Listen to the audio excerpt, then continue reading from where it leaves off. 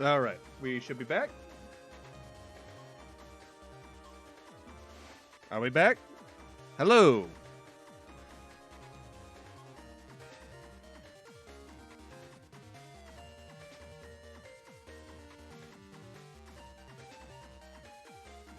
We back. Alright.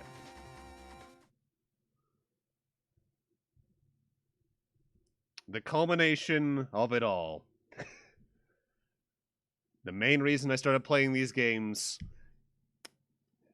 because it just felt appropriate to end the main ones of Layton off, and Ace Attorney off with... what I heard was hyped up for a while, because they talked about this game really early compared to its release date. Even as someone who didn't play either series, I remember hearing about this game for a while. So this is going to be interesting.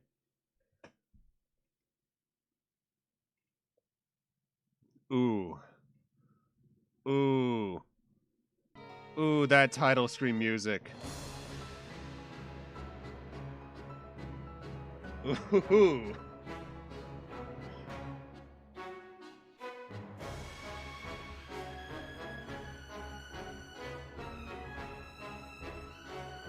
Ooh, that's so good.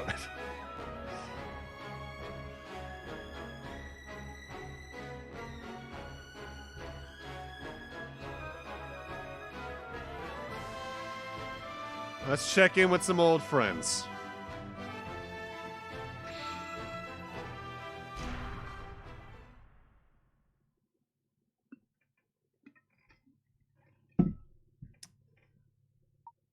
Eh. Eh. Eh. Eh. Oh, I need to double tap. I don't want to be Turk! I want to be Turk.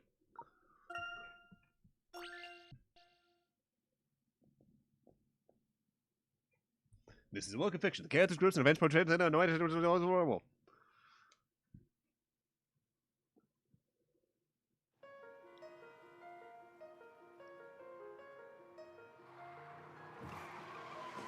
Deja vu.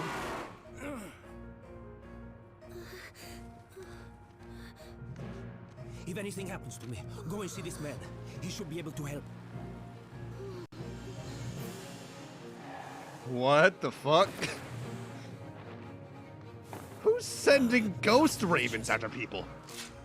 What? Shining finger?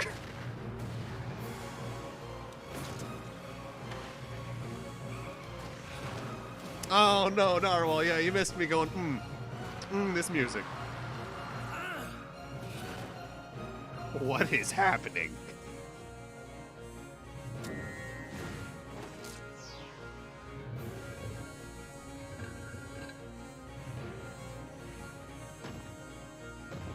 No, that's impossible. The statues from the second National Treasure. That man just died.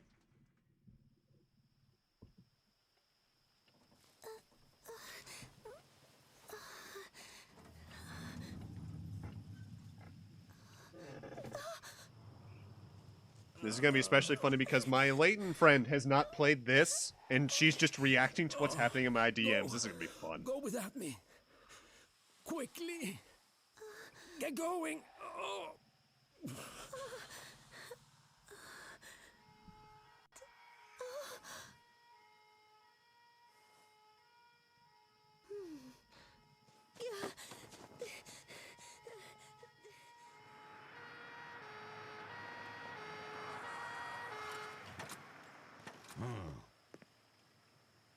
Huh? Well, what do we have here? The proportional differences are so weird.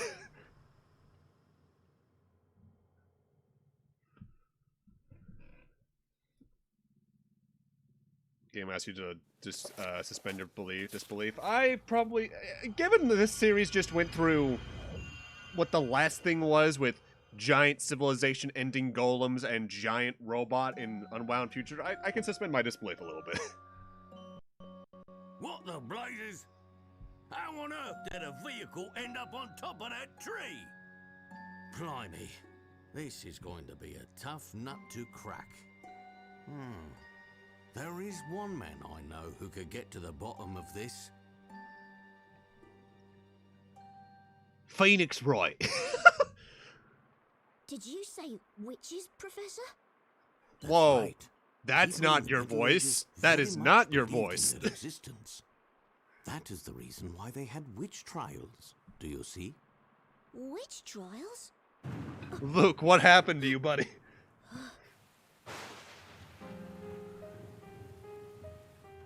Did witches really exist in those days?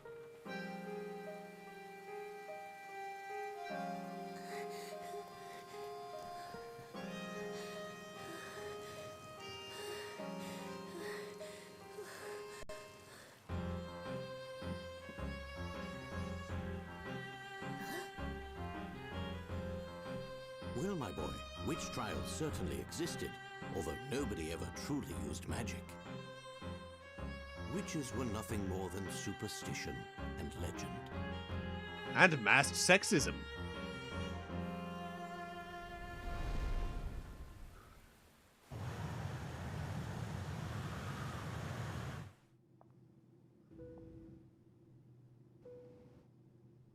Wow, look! Yo! It's really London! Come on, Nick, take a look! My family. I know you're excited, Maya, but can a guy get a few last Z's in? This is no time to be sleeping. I might You be won't tearing win up in to an see them English after so court of law long. With that attitude. This trip is just an exchange visit courtesy of the Legal League of Attorneys. I won't be defending in court officially. Aw, well that's no fun. No. He's dead. You know you're always at your best when working under pressure, but who can say how things would go over here? So is Legal I League wish just you wouldn't Lethal talk League, but like you're that. throwing You documents only at people? jinxed the whole thing.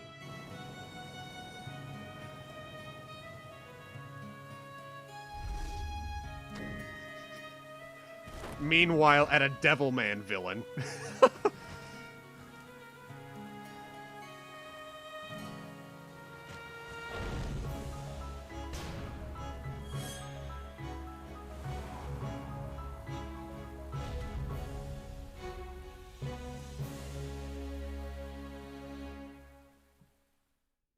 Oh, this is gonna be special. Oh, yes. The rain doesn't seem to want to stop. It's a bit unusual for this time of year, don't you think? Oh, God, Layton, your face looks so thick with like 4 C's. I agree, Luke. But I believe it is easing off a little now, so it should clear up soon. I hope it does clear up soon, especially the lightning. Did Level 5 or Capcom lead development on this? I'm curious. Afraid of lightning, I take it? Of course not. I'm not a little kid, you know. It's just that I hate how it flashes suddenly and takes me by surprise. Then let's wait a while for it to settle. Luke, I have just the thing to take your mind off of it. Take a look at the bookshelf. The bookshelf? What's on the bookshelf? You'll know when you find it. Do you recall our usual method of investigation? Of course I do. Oh, I expected as much. But just to be sure, let's have a refresher. God damn it, no!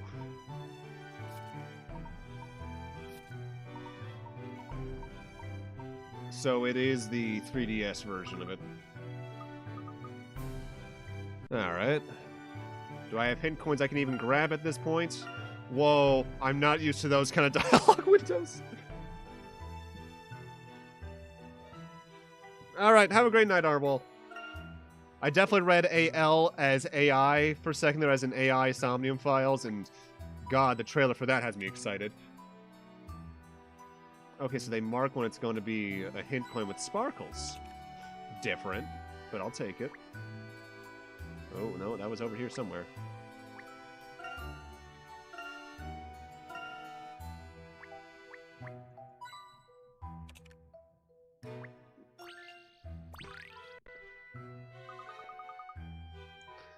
Isn't this a picture book? Wow, I wouldn't have expected you to have a picture book, Professor. Wait a second. That's right, my boy. There's a puzzle hidden within that book. I should have known. You even have puzzles hidden in your books. All right then, Luke. Well, let's see if you can solve this one. Naturally. After all, I am your apprentice. Ooh, this music.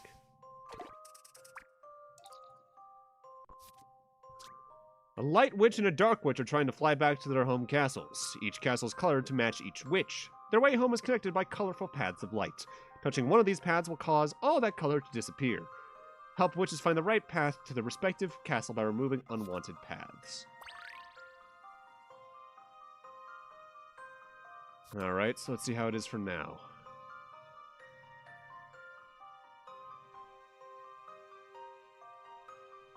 That'll get you there.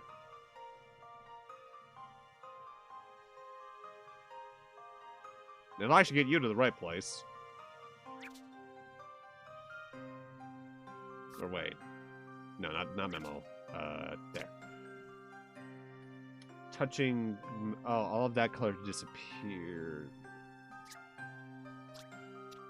Oh, okay, so it's like that.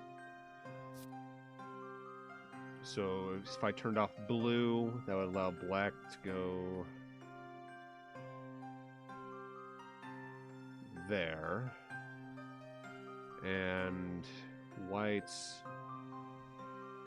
to go there as well. So I definitely need to turn off more than one path type then, maybe? Let's say if I also turned off green, where would I go?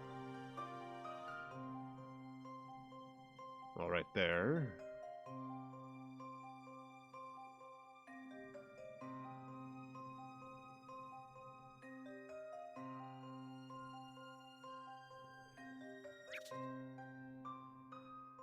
What about magenta?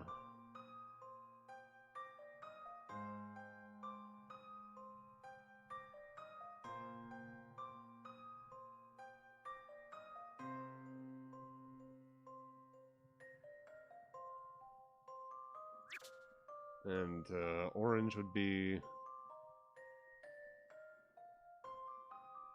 I think I need to turn off two. Let's say I turn off blue as a start. What about them?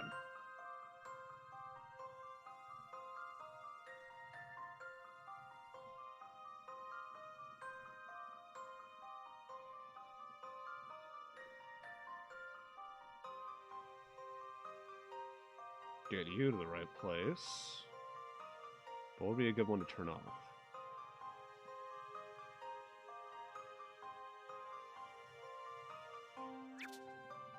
Turn off green.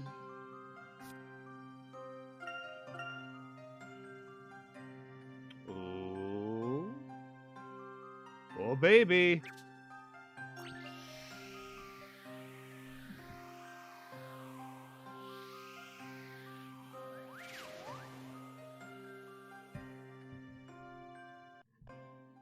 See what you think of this. As you'd expect from a gentleman in training. Oh god, that voice is gonna grate on me. It's so weird. What is this ping I have? Ah, Kenny went live. We might be rating him in about an hour then. Well done, Luke. That was a piece of cake. I can solve harder puzzles than that. I'm pleased to hear that, Luke. It was a charming little puzzle, though. Like straight out of a fairy tale. If only the witches of the Middle Ages were as jolly as the ones in this picture book. Yes, indeed. Well, it looks as if the rain's about to stop. Shall we prepare to go home? Okay, Professor. Now where did I put my umbrella?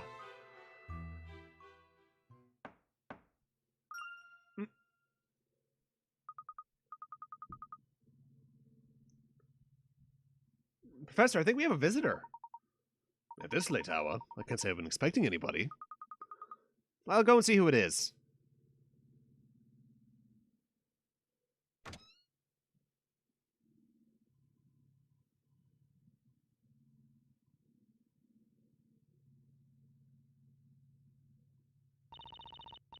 Oh, God. Oh, I wasn't ready.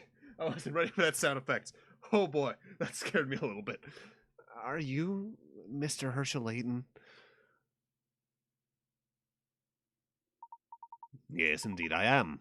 My dear young lady, how may I be of assistance? Oh, God, the different character styles use different text fonts. No! I've been asked to give you a letter. Please, could you read this? This letter, it's from Carmine. Carmine? Who's Carmine? He was a student of mine a number of years ago, and if I recall correctly, he's now a detective. Wow, a detective? About Carmine. Yes. Well, I'm sorry. It appears there may be a matter of some considerable importance within this letter. Let's read it right away, Professor.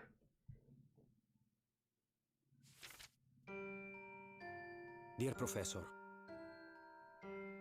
it has been a long time.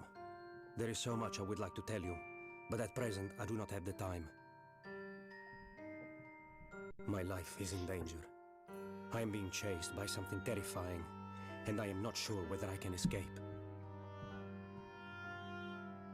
It all started in a town called Labyrinthia.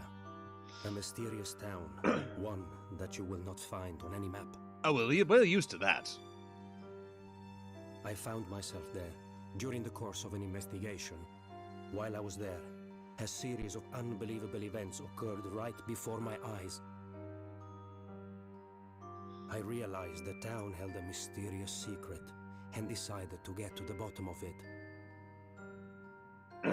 But before I could, they found me. I escaped from Labyrinthia with a young woman by the name of Espella. It was my belief that she held the key to solving the secret of that town. It is not me they are pursuing, it is Espella. As such, I am asking you to help her. Labyrinthia hides an ominous mystery. This is one puzzle that appears to be beyond my powers to solve. I apologize for imposing on you in this way. Your faithful student, Carmine Accidenti. This motherfucker's name is Car Accident.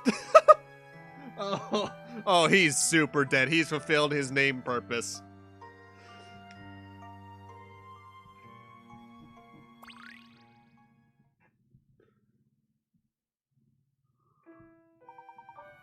Well, I never... Professor? Am I right in assuming that you are the Espella to whom Carmine is referring? Yes. Yes, I am. Tell me, what on earth happened? I'm afraid I'm not entirely sure. It seems as if we were being chased relentlessly. They caught up with us and we were attacked. As a result, Carmine was injured. I see. I'm sorry to hear that.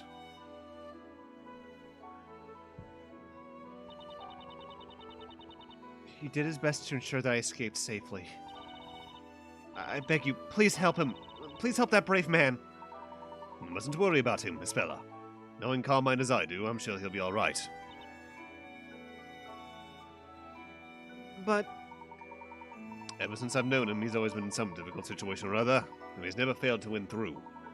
More importantly, at the moment, I'm frankly more concerned with your safety, Espella.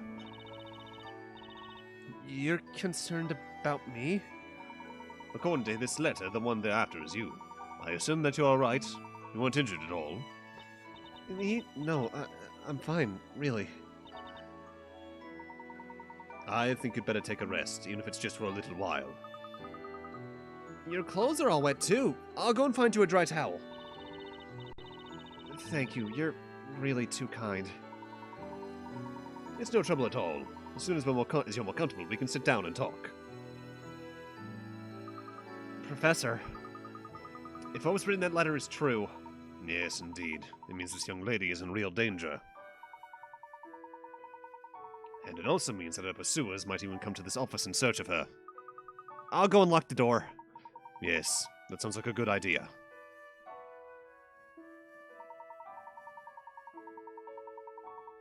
At any rate, we'll need to talk to Espella and find out what this is really all about.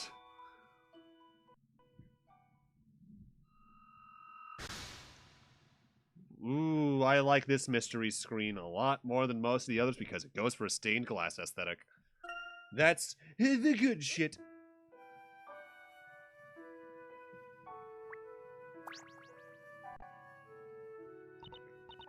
I'm sorry to have to put you both through all this trouble. Please, think nothing of it. Although, if it's alright with you, I'd like to hear a little more about what happened.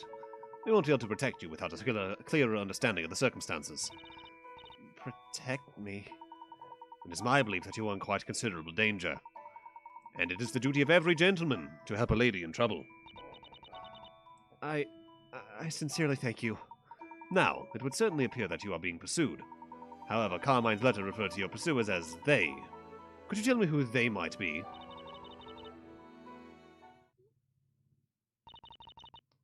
They are witches. What? Did you say witches? Yes, witches. And they are truly terrifying. Carmine did his best to protect me from them. But in the end, he was unable to escape.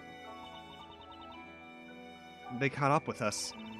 If they really realize I'm here, then you two may also end up in danger. Perhaps it would have been better if I hadn't come here. Espella. Yeah? You mustn't worry yourself. Everything is going to be alright. Really? You have my word. We will be on our guard. That's right, nothing to worry about. The place is tightly locked up. Thank you both. Espella, I'd like to inquire a little more, if I may. Yes, of course. The town you came from is called Labyrinthia, isn't it? Yes, that's right. Espella, what's the matter? Well, we are in Labyrinthia now, aren't we? Huh? No, we're in London, in England. London? England? I'm sorry, but I don't understand. What? No way! You mean to say you've never heard of England? Well, it's just that I've never come across a place like that name in Labyrinthia. Espella, are you sure you're feeling alright? No, Luke. I believe Espella really doesn't know. Espella, about this town of Labyrinthia. I'm afraid we've never heard of it either. If I may ask, where exactly is Labyrinthia?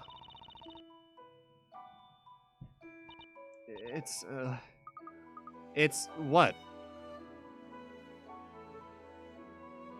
Anything you could want to know about Labyrinthia can be found in this book. Anything? It's an amazing design. I've never seen a book quite like it. Espella, would you mind if we had a closer look? Of course.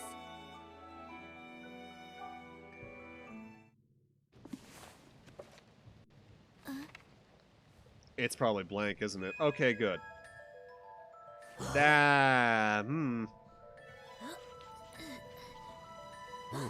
Take a look. It's in a book. Huh?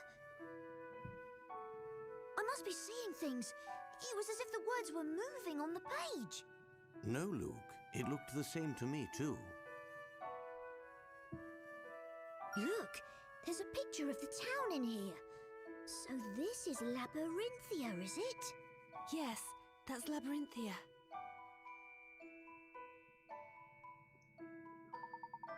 How intriguing. The buildings all look really old, don't they, Professor? Indeed, Luke. I don't recall ever having seen this town before. This is my hometown.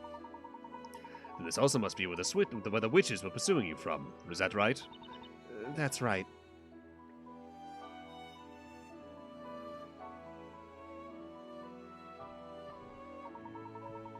Espella, what exactly is this book?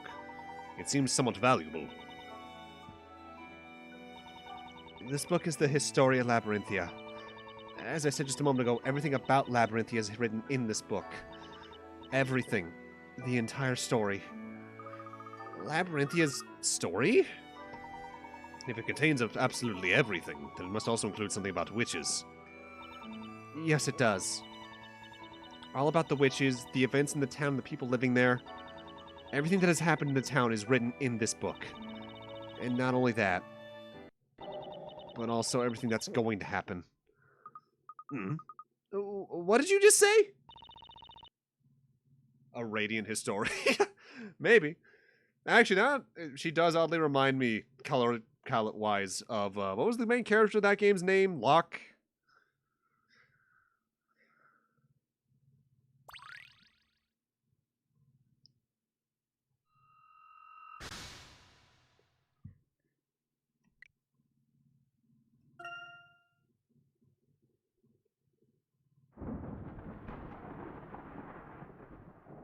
Professor, this certainly is very strange.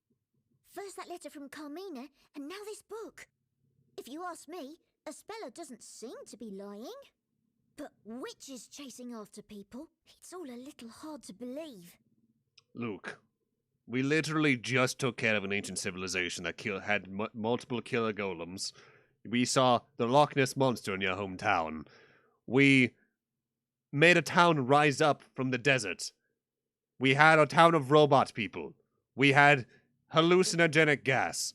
We haven't yet had a giant robot, but I feel like there might be one of those in the future, wink wink. I feel there's a lot in our life that's hard to believe. Stock, that's what it was. Well, clearly they needed lock and barrel, so you could have lock, stock, and barrel.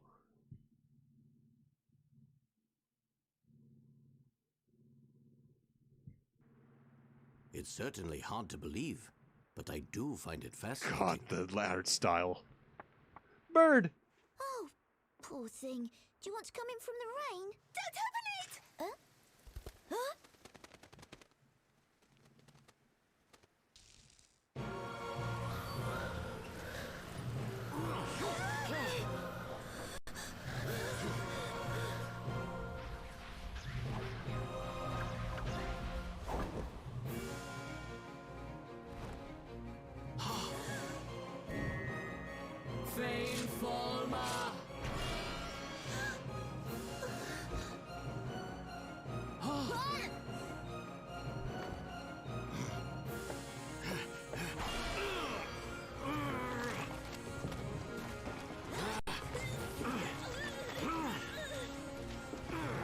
I'm motherfucking Professor Layton. Professor, what was that? That, Luke, was a witch.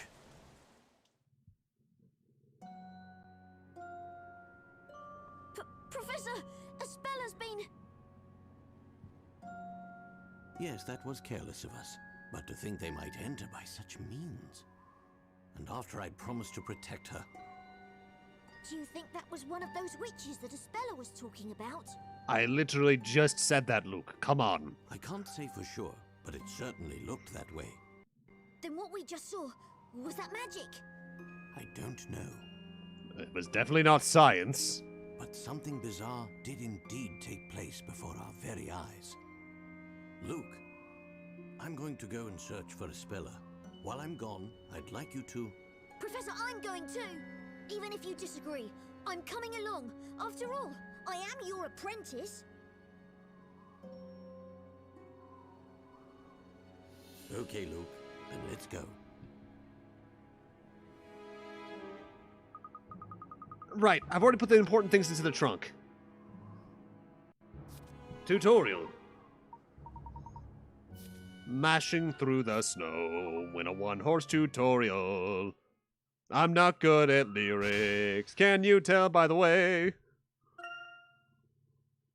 What do you mean it's February? Now, I believe we're all set to go. We seem to be headed towards the Thames. Let's follow them and rescue Espella. And that's going to happen at least a couple times, isn't it? Right you are, Professor.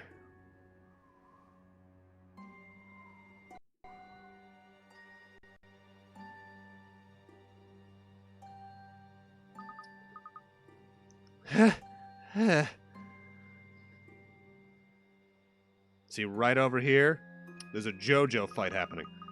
We've lost him, Professor. They've got away.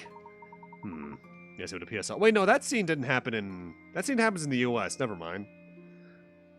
It would appear so. However, we can be quite certain that they came this way. There may be someone who saw the witch carrying Espella. Right, let's start asking people. Hey, look over there. Isn't that...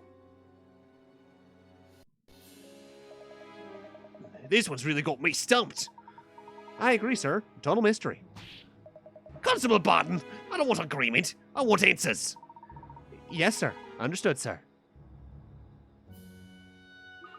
Inspector Chelmy and Constable Barton? I wonder what they're doing here. They appear to be having a heated discussion about something. Perhaps it may even have something to do with the witch we are pursuing. Let's see what they have to say, Luke. Good thinking, Professor.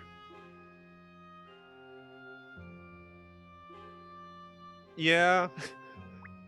They are really just leaving that there, huh? Always check the lights.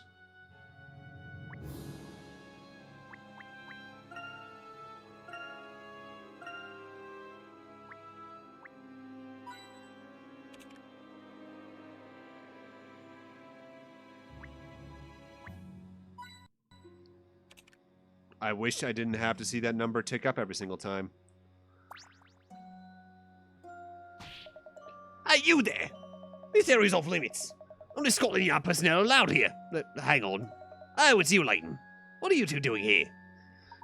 It's been a while, Inspector Chelmy. Has there been some kind of incident? Well, more of an accident than an incident. Over there, a motor vehicle's been heavily damaged. A heavily damaged vehicle, you say? That sounds rather serious. But I doubt that a Scotland Yard inspector would be involved in something as mundane and simple as a traffic accident. Is there perhaps something unusual about this particular accident? As always, you're quick to pick up on the finer points. I should say there's something unusual. I, in fact, have never seen or heard of an accident as unusual as this one. Barton! Would you leave the talking to me? Yes, sir. Of course, sir. An unusual accident? Unusual in what way, precisely? Don't go concerning yourself with it. It's the job of the police to solve this case. You never know, Inspector. I might just be able to help you solve it. What are you saying? You and I don't have all the facts yet. Clues aren't that easy to come by, you know. Yeah, we've actually got nothing so far. In fact, I'm sure we could use a helping hand. Oi, Barton, I thought I told you I'll do all the talking. Yes, sir. Understood, sir. Just a moment. I've got it. Hey, Layton. What is it, Inspector? Well, that is to say, if you're so keen on getting involved, why not go and take a look yourself? Now is a sudden change of heart. It was Luke, but a welcome one, wouldn't you say? Very well, Inspector. I'll take a look. The vehicle is just up ahead there, is it?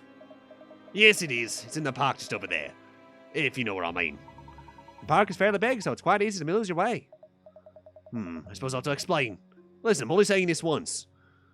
Alright, now I'm curious. What do we got for the tutorial stuff? Move icon. So, we're sort of back to the earlier games?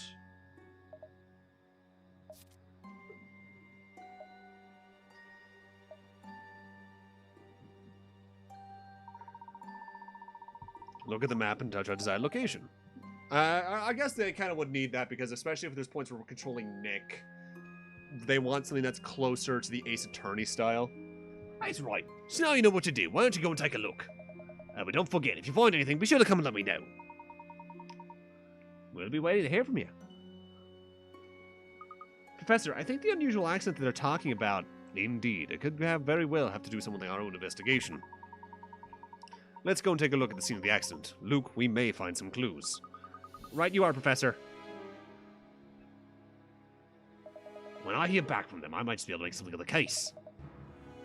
With the backlog of cases I've got pulled up, I have to take the hit where I can get it.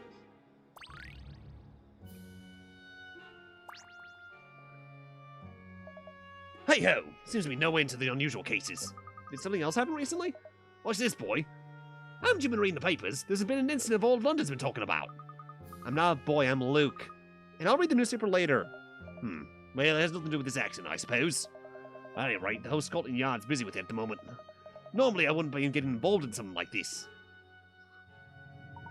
It seems that the inspectors are somewhat busy with other cases. I guess we'll have to search for Espella alone.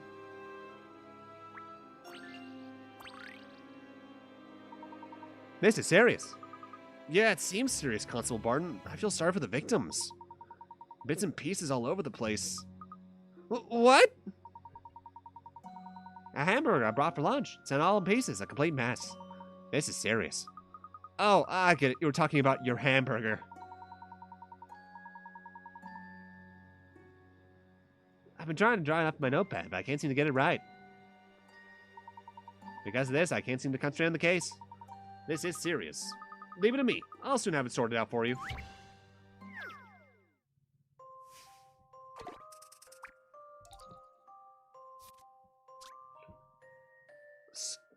The investigation into the night's mysterious events has come to a screeching halt. The Constable Barton's favorite meal, the Scotland Yard burger, is in shambles, and he will not report back until he has had his meal. Help Barton put his precious burger back together. Don't forget to get the ketchup in the burger just right. So the ketchup is our guide for connecting pieces.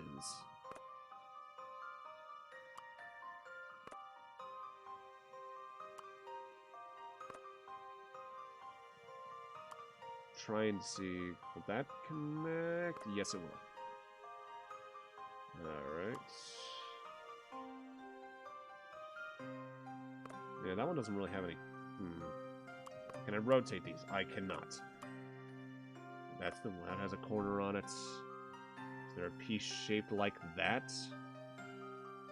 No, there is not. So this is in the right place. But that'll fit. Ooh, I think we got something here. That looks like a connection to there. That has 2 bits. And there we go. See what you think of this. As you'd expect from a gentleman in training.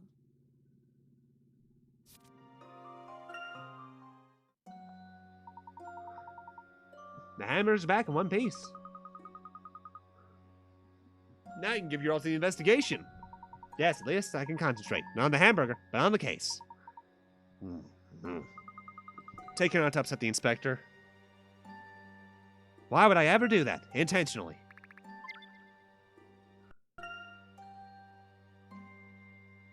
Oh, I like that they mark if you found everything in an area. That's a good thing.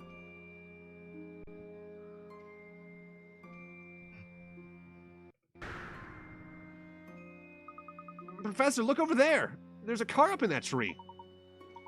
This certainly is out of the ordinary. I've never seen anything quite like it. Like Constable Barton said, it seems extremely unusual. I mean, how on earth could something like this happen?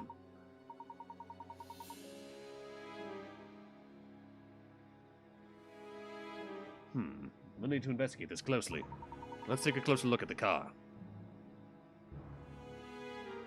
But first, I must look for hint coins.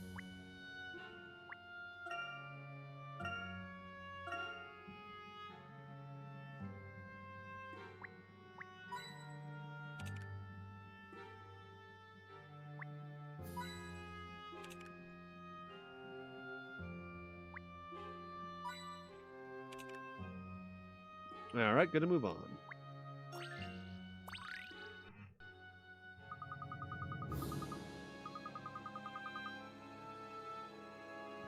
The more I see it, the stranger it looks. It's as if the car just flew up there.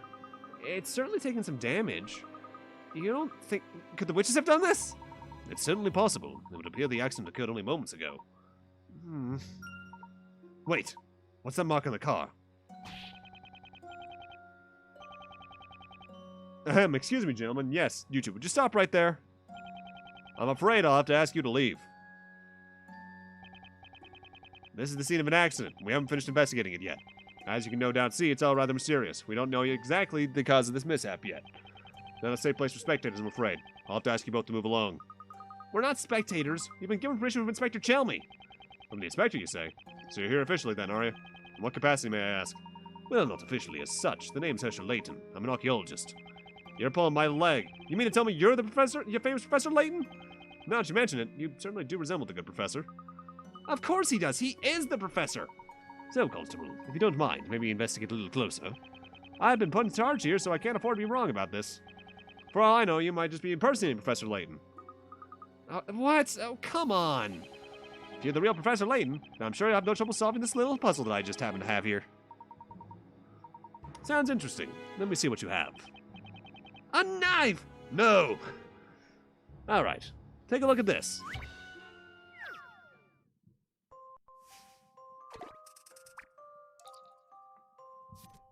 Alright. Local police force is assisting a museum to increase its security. The guards' torches allow them to spot anything up to 3 squares away. Do your best not to be seen and sneakily make your way out of the room. So do they move? They do.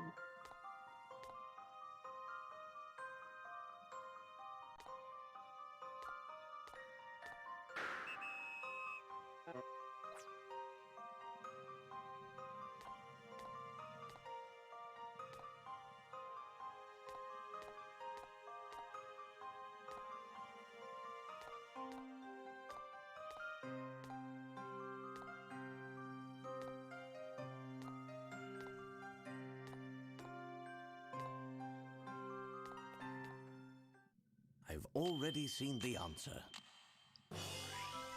God, he looks the joy just of so much solving off. puzzles. It's so weird.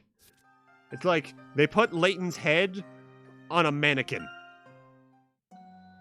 Laytanigan. That's it. You solved it. Judging by the way you solved the puzzle, there's no doubt that you must be the one and only Professor Layton. Of course, from the very start, I had a very good idea it was you, Professor. From the very start, you seem to have your doubts, Constable. Well, anyway, feel free to investigate as you wish, but, there's one thing. Yes? Later, when you got a free moment, can you sign my helmet? Are you sure that's allowed? Come on, let's take a look around before the Constable changes his mind. Tell me, Luke, did you notice anything strange when we looked at the car? Anything strange? Well, to be honest, the entire accident is pretty unusual. Well, yes, but if we suppose this accident occurred naturally, then there is one particular mark that should not be there. A mark that shouldn't be there? Ah! Professor, the handprint! There's a handprint on the bonnet! Well spotted, Luke. But a handprint of that size is too big to be left by any normal person. Indeed, it would almost certainly have to be left by the hand of a giant. That's a bit far-fetched. Luke, let's look around a little more. Isn't there anything in this park that grabs your attention? But, Professor, from here I can't see anything other stranger than that car. In a situation like this, we need to zoom in, Luke. Zoom in? Aldous isn't in this game to explain this, so I guess I have to. Do the thing with the blue!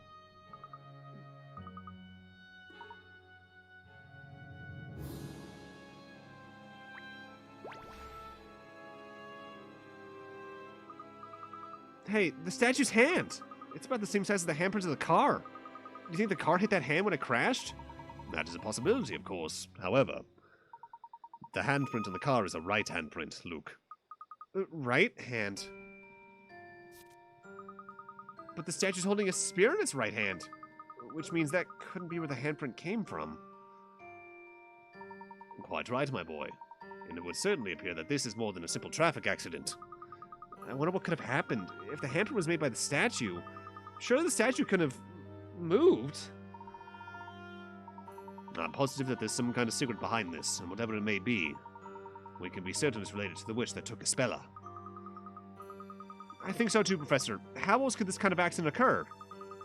If we investigate more closely, perhaps we'll find some clues. No, Luke. First, we should head back to the inspector. Really? But all he seems to say is how unusual it seems. Well, yes. However, there is one more subject about which I'd like to ask him. Oh, what's that? Not what, my boy, but rather, who? Who was in the car when it crashed? Ah!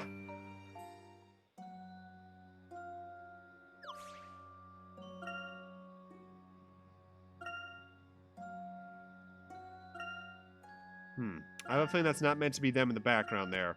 Might have a weird 3DS error again. So what do you think? No simple accident, ain't it? I'll bet this one's even surprised the great Professor Layton, hasn't it? Without a doubt, this is no ordinary accident. May I ask how the driver was? It wasn't seriously hurt. He's a real jammy dodger, that one. In fact, we're about to take him into custody for questioning. Strictly private, I'm afraid. Inspector Chelney, there's something I would like to know. What's that, then?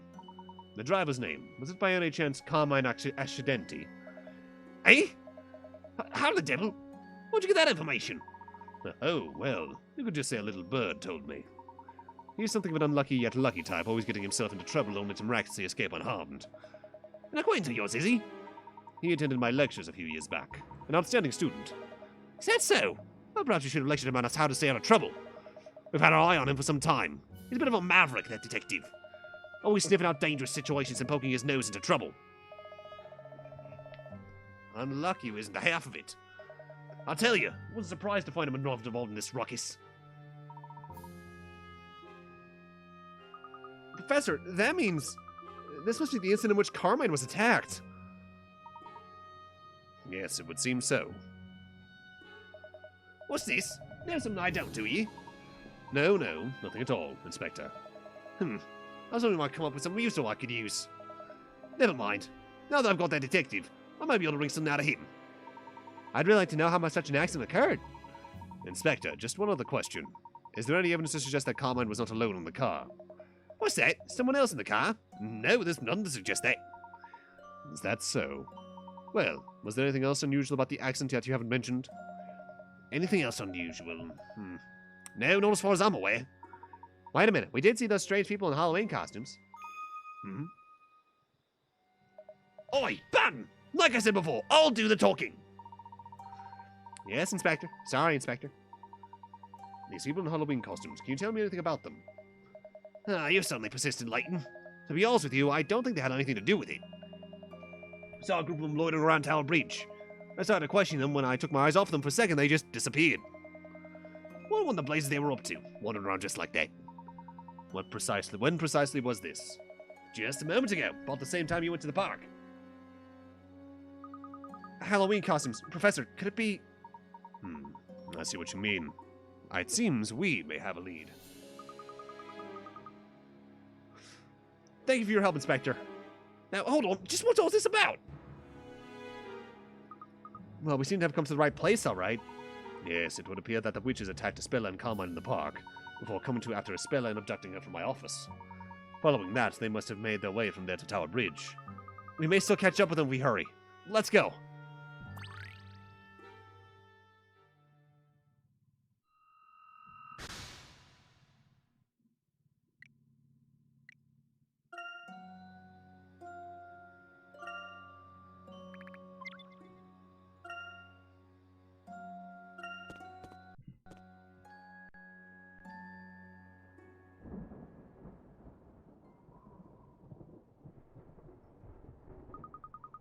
There's no one here. This is puzzling. I'd normally expect to see more people here at this time. It must be the bad weather. I guess no one wants to go out in this. That could be it, although I'm sensing something of a peculiar presence in the air. Professor, don't talk like that. Whoa! That made me jump. Luke, over there.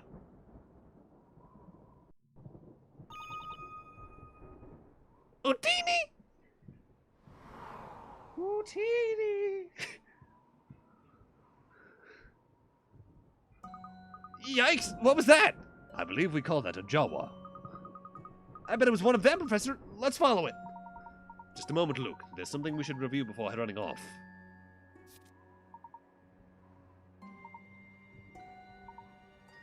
Alright, so... slightly different controls for entering a building.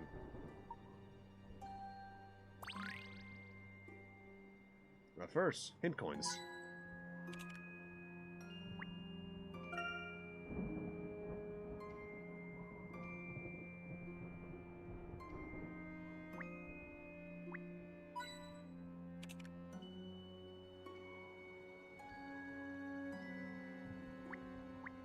Ooh.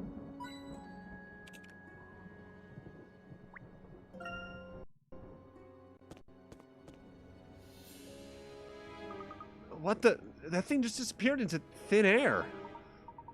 Well, I certainly don't feel that presence I did a moment ago. Hey, Professor, what's that? Wait, isn't that... Professor, it's Espella's cloak! Yes, it certainly looks like the cloak she was wearing. Espella...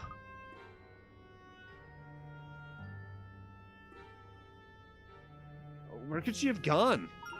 Huh? Luke, take a look at that. On the wall there. Just next to the cloak. Hey, there's some kind of mysterious pattern engraved there. Indeed. I believe this may demand closer investigation. But first, hint coins.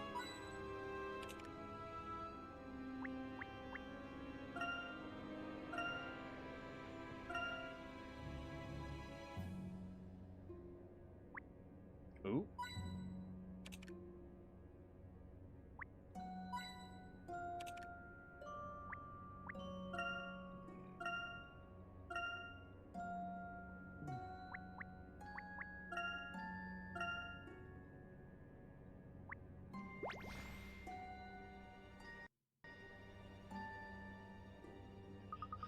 What do you think this pattern's all about? Well, I can't say it's a pattern I've ever seen before. I wonder if the mark like this could be doing here. Wait a sec, that figure disappeared right around here, didn't it? That's right, not to mention Espilla's cloak is lying right here in front of this wall. Without doubt, there must be some kind of clue here as to Espilla's whereabouts. Let's check it out. Are you Jesus! Prof! Welcome, everyone, to the crossover of the century! Hit the alarm!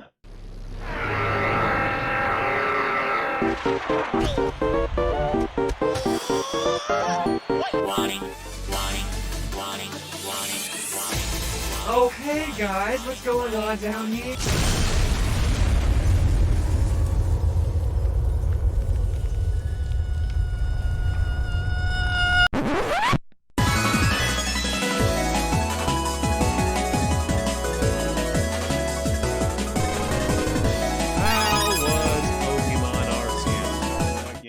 For you.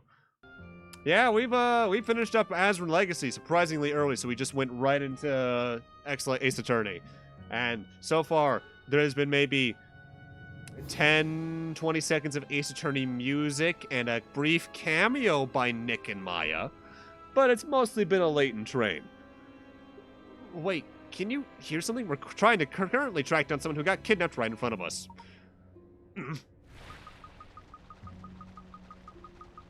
Also, Luke has a different voice actor, and it's weird. Professor, the wall's moving. Got to the next area? Hell yeah. Walled in. Sudden shifting has dislodged a number of bricks from the wall. Drag the blocks around the wall and arrange them so that the design of the wall is properly aligned. Can I rotate?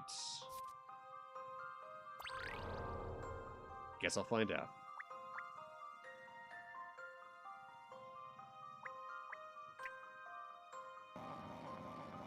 Ooh, that's a little uncomfy.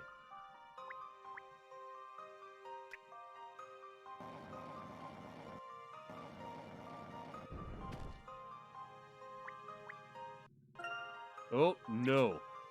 Wanna grab that.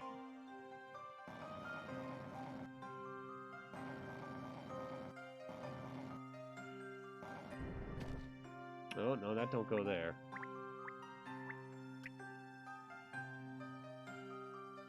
Oh, but this one.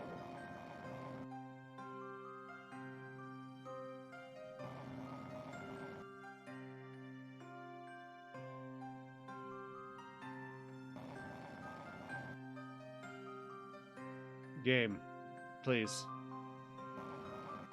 Oh, it's because the other one's in the way of it. All right. Oh, wait, you know what? I even see where this one goes now. No, it goes... Oh, come on. There we go. Ran into an alpha Psyduck and Kricketot. Ooh. That sounds like a surefire way to get murderlated. This goes down here.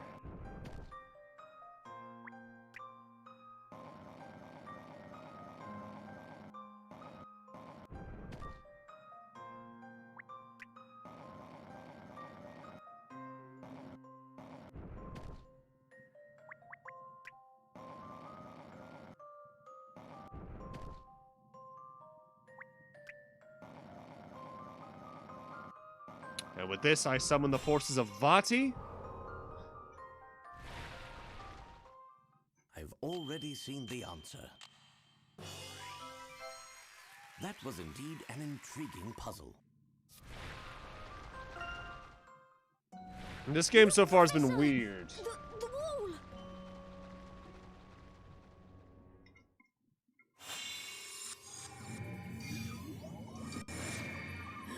Huh.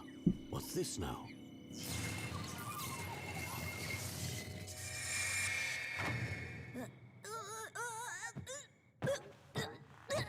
Ouch, ouch, ouch! Luke! Are you all right, Luke? Yes. Huh? Huh? Exodia, obliterate! What is this place? I hate that I hear or say that line, and the first thing I think of is when Little Karibo put the first episode of Abridged through that one, like, translator. It was like, jive to the hand, Kaiba. And that particular read of that line has stuck with me for, at this point, probably close to a decade.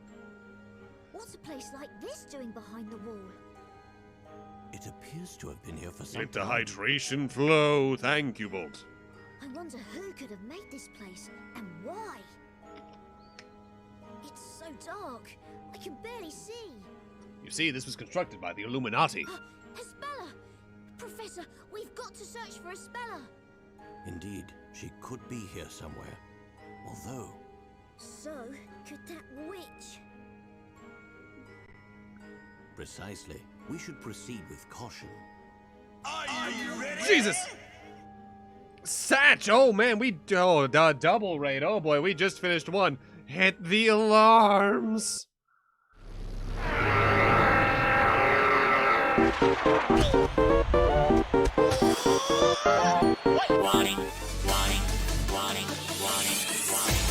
Okay, guys, what's going on down here?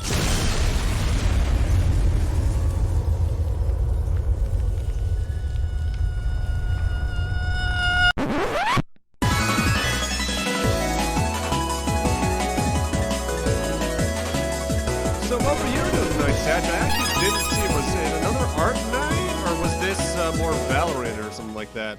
Welcome into Professor Layton X Phoenix Wright Ace Attorney. We just started this off because we finished off Azran Legacy tonight. And usually I like ending a game and then ending the stream for the night, but we had so much time left, I figured might as well. How are you doing tonight, man? Welcome on in, everyone. Hi, I'm Turk, or Kyle, or like 7 other names at this point, probably.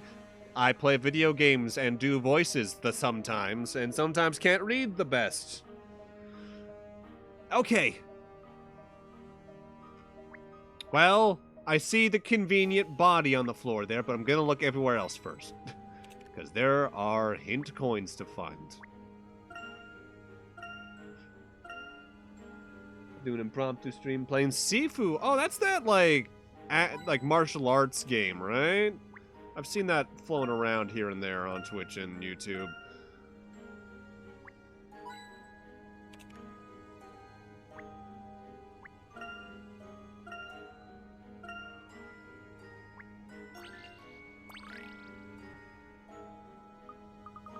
Professor, look over there!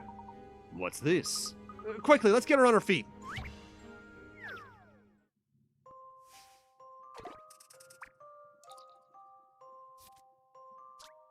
Espella's hands have been quickly tied behind her back. Quickly untie her. Which rope, A or B, will not result in a knot when both ends of the rope are pulled at the same time? Alright, so if it was A...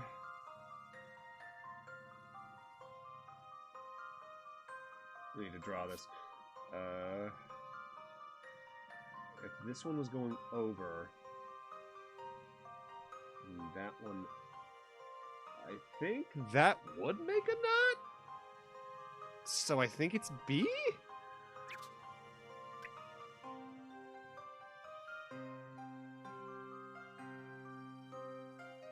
Yeah, because that means if it's B, the rope that starts on the left is always underneath the one that starts on the right. So it's not crossing over at any point. Let's see if I've proven myself. Yeah. The Ash, joy of you guys solving missed the puzzles. worst pun, I think, of the entire franchise. The game starts with a car accident. The driver's name, Carmine Accidenti. As in, car, mine, accident, I. I've missed it, but it's gonna be upsetting.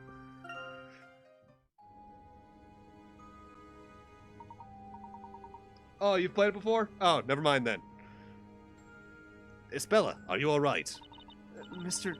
Layton, it's really you.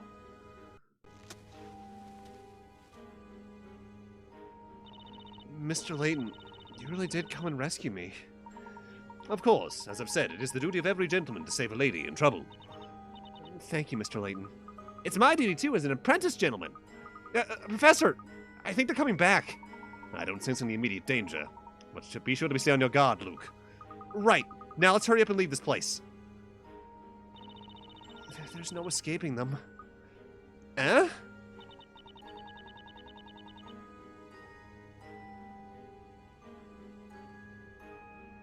Carbamia? Oh no, that's so bad. Oh.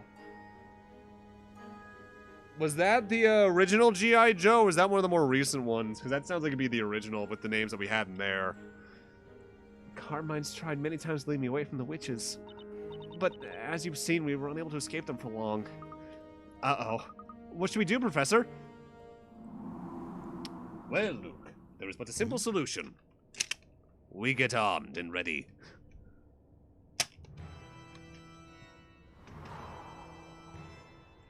That almost started the exact same way as Golbez's theme, and I was really confused.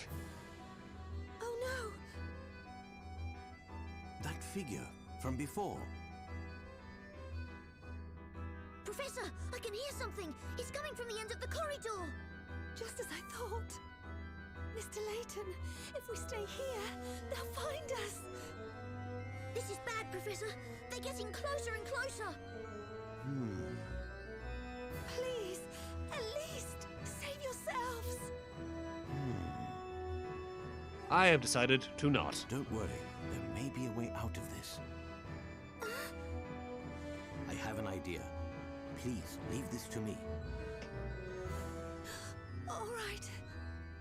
There's not much time, so listen carefully.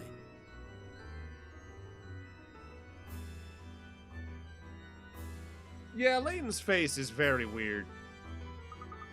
Professor, they're nearly here. And there's lots of them. Okay, we should be all set. Let's get going, Luke.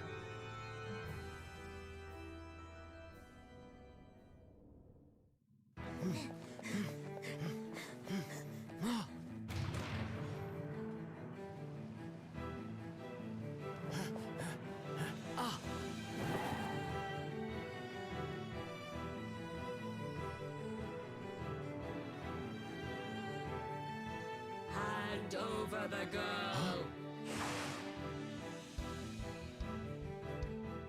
How about no?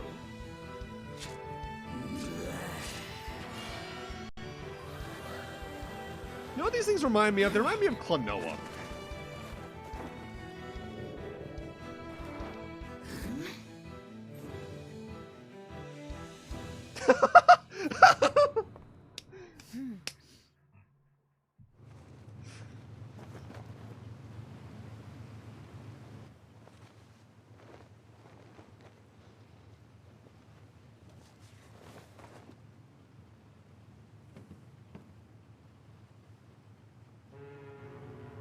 Mr. Layton. I'm more impressed he can walk well in that. So you enjoy playing silly little tricks. Well, it seems you underestimated us. You didn't think we'd just give ourselves up, did you? So tell me, just who are you, witches? And why are you so determined to capture Espella? Fools. It's yourselves you should be more concerned about. I've survived worse. Like the War of 1907. Do you have any idea of what it means to involve yourself with that girl? It would seem not. What do you mean?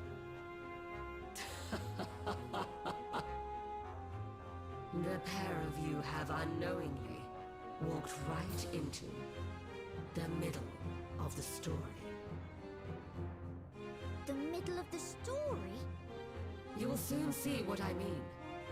Make sure to capitalize when you say story, apparently, because now they're using that as a proper noun, which I guess it already is, but now it's a super proper noun. With your very own eyes.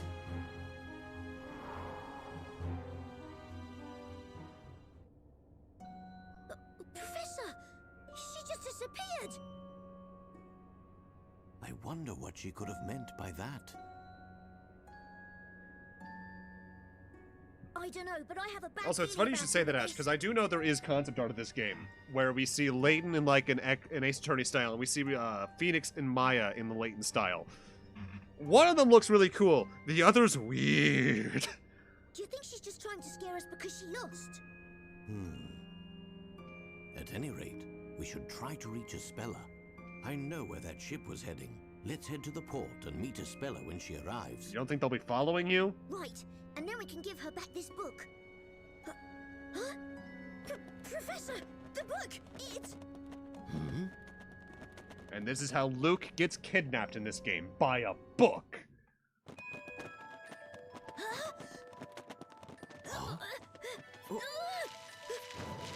I love the Page Master.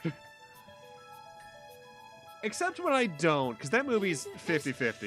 Isn't this us, Professor? Surely not.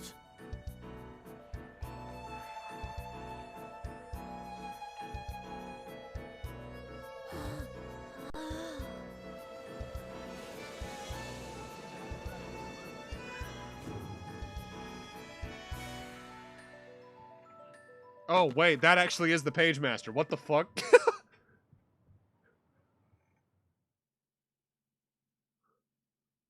Page Master was one of those movies I didn't remember the name of for years. It's in the same spot as Time Squad, Galador, and I think like one or two other things. Where like I remember the thing, but not the name of the thing.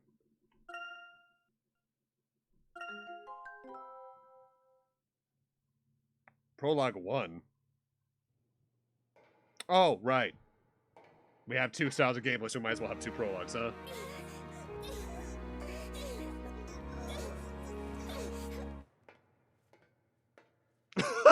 This dude's just eating some fucking chocolate.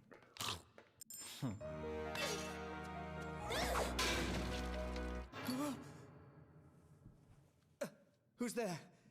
Is somebody there? It's going pretty well, Bolt. And I'm doing alright. It's probably nothing, but...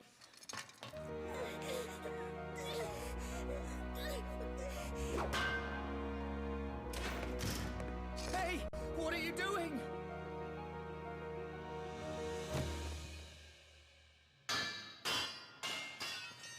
Fucking blue badger. Oh! British badger. Oh, I see how this setup's gonna go immediately.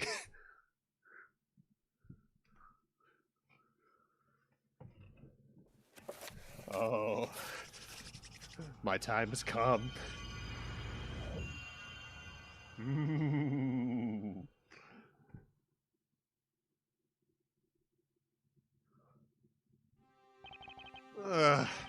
I'm feeling queasy. Come on, Nick. It's just like I said.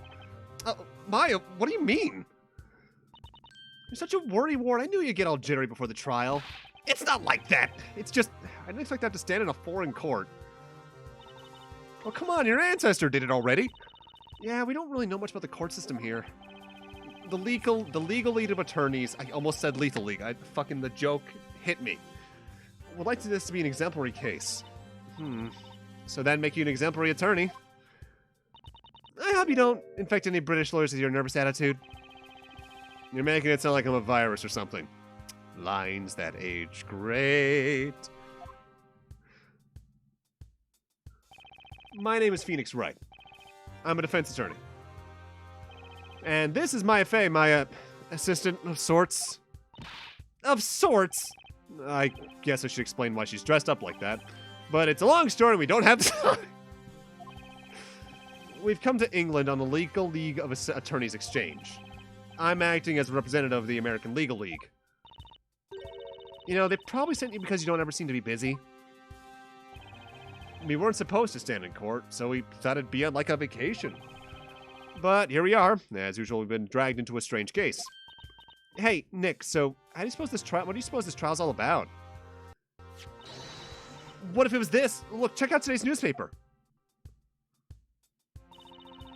Elusive jewel thieves at large in London. Scotland Yard on red alert. Wouldn't that be cool? Maya, don't get your hopes up. We're here on exchange. It should be a simple textbook trial. Exactly right. Really? London's a big city. What are the odds of us getting a case like that? Well, that's boring. Sorry to have kept you waiting. How do you do? I am Miss Darklaw, teacher at the Alcott School for Young Women. Espella, this man is your defense lawyer.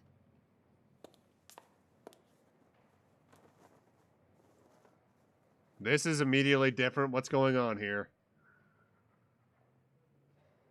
Oh, you've been hypnotized with some shit. She's Please evil delete in you. some regard.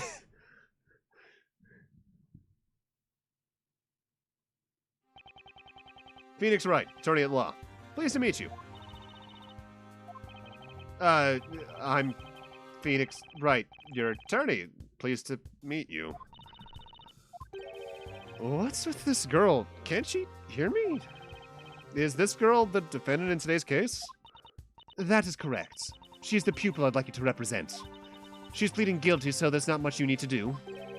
Pleading guilty?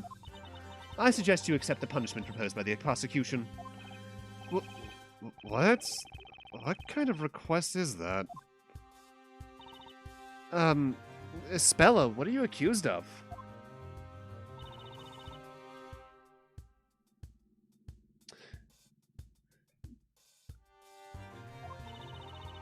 Have you not received the case materials? No, we haven't. We weren't told anything. My, forgive me for this oversight. Here, this is the case file. Attorney, defendant. The court will begin now. Please proceed to the courtroom. Well then, I entrust a Spella to you. That's... wait, what? No, wait, I didn't even have time to look through the case file. You should be used to this by now. You start every game like this. Spella, please be a good girl and don't cause any trouble.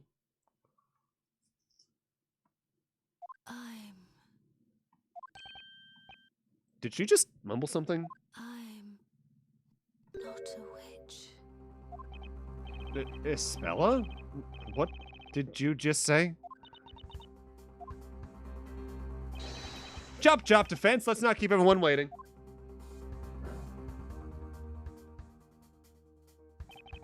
And so another trial begins.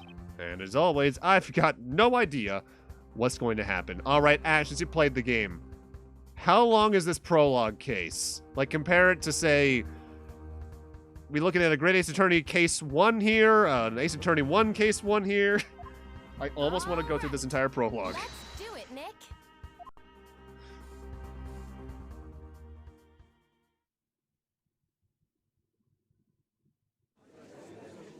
Oh, that sound effect brings me back.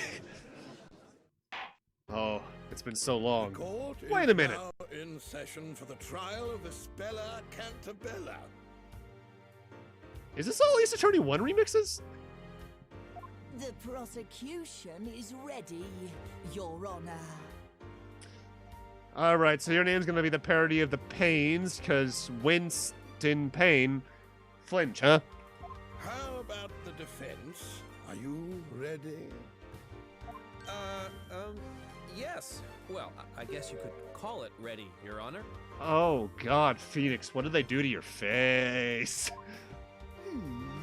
I hear it's your first appearance in a British court. Well, yes, that's right. The Legal League of Attorneys Exchange, was it? Sounds like fun. Hope you're enjoying the sights. You can take it easy today. Don't worry. So who did America get? Flinch will take care of everything. She can talk, he can talk. He's treating us like amateurs, Nick. Oh boy, this looks bad. Can I really defend this girl? This is so weird, hearing them talk in a case like this.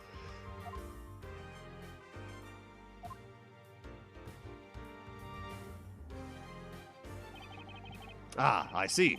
Well, since this is your first case here, I'll ask you a few simple questions to make sure we're all on the same page. Oh, yeah, that's fine by me. Dang, time to sink or swim. Answer my questions then, Mr. Wright. What is the name of the defendant? Spella. That would be Spella Cantabella, Your Honor. That is correct. Whew, that's the first hurdle. I see you're terribly proud of yourself for answering that basic question. Let's move on to the next question. What is the nature of the offense? What crime is Spella accused of? You know, Spella seems like such a timid girl. You think it's something minor like shoplifting? Maybe. I wouldn't call it minor, though. Yeah, true. This would be the first 3D game then, huh? Can't be anything major like that large-scale jewel theft. Please answer the question. Can you name the 2 offenses? Did he say 2? Nick, think. What other petty offense could it be? I don't know. I'm clueless about this case. We weren't told anything about it at all. My. Could it be that our esteemed visitor has left his common sense back home? Oh, the evidence is in the court record. You haven't forgotten that, have you? Ah, that's it. The tutorial. Right. That's what you always refer to. The tutorial. Touch the court record icon to view it at any time. Yeah, it slipped my mind. Must be nerves. Alright, let's check it out now. Theft and assault. Light injuries inflicted. Light injury, laceration to the back of head. Which doesn't consist with the scene we already saw because she would have been in front of her. Hit with a long, blunt object, which would probably be the pipe. Or something that could stand into the pipe. The court record holds all the evidence from this case, so I'd better take a look. Right, defense, you've had enough time to ponder my question. What is Miss Cantabella accused of? Well, according to the court record, case outline, it was theft and assault.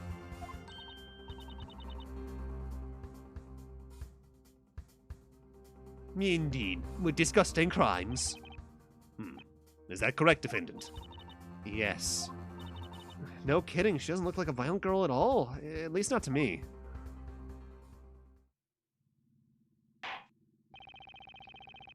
Now that that's settled, Prosecutor Flinch, please briefly outline the case for the court. Yes, Your Honor. This is... oh my god. The incident took place on a small freighter moored at the harbour at River Thames. The freighter was carrying goods away from London. The defendant illegally boarded the ship and tried to steal some of its cargo. But she was discovered by a crew member and was captured by the ship's security guard. So she was caught red-handed. And she violently resisted when found by the crew member. Violently resisted? Indeed. She picked up a small steel pipe and hit the crew member on the head. Sounds pretty vicious. So that's the assault she's accused of. Now what did the defendant attempt to steal from the freighter? A stuffed toy, Your Honor. It's the Metropolitan Police mascot, the PC Badger. Oh, Nick, I want one. I see the mascot made a career for itself in England. Who would have thought? I think we have a clear picture of the incident now. The prosecution may begin. The prosecution recalls its first witness. Please bring him in. There's something fishy about this trial. And there's something even fishy about my client. There isn't even an ounce of expression on her face. I better keep my eyes wide open.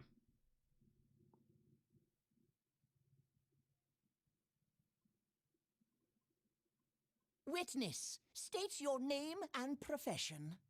You know, if anything, the voice acting is going to help me figure out voices for these characters. A ship is always at risk at every hour, minute, and second. That's where I come in. I am a peacekeeper, the one and only guardian to an otherwise defenseless ship. The name Smiles. Johnny Smiles. Security Guard Supreme. Oh, I've missed this. I've missed this feeling. Hey, Seaman Fulbright! I was even thinking about getting the fucking Fulbright voice, so don't even. Yes, according to the police report, the witness was patrolling the freighter the night of the crime. Yeah, I was. Patrolling the freighter. Freighter?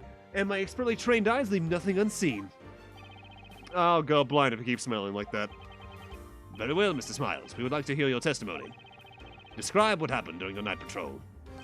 Yes, sir. Johnny Smiles will reveal all.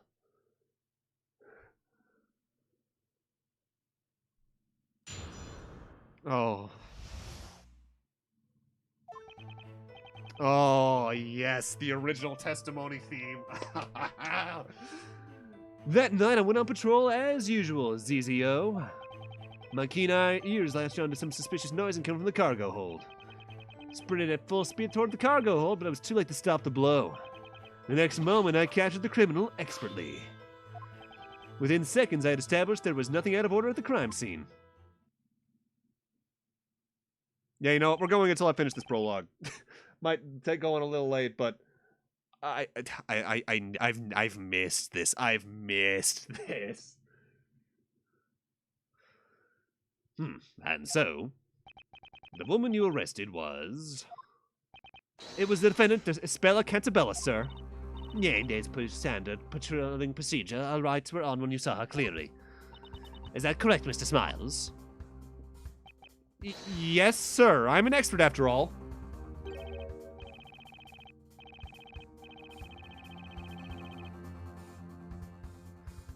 Huh? Is it just me, or did he hesitate before saying that? The defense may cross-examine the witness.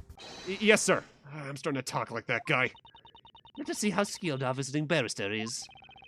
Yes. By the way, Mr. Wright. Yes, Your Honor. Our cross-examination procedure should be the same as anywhere else.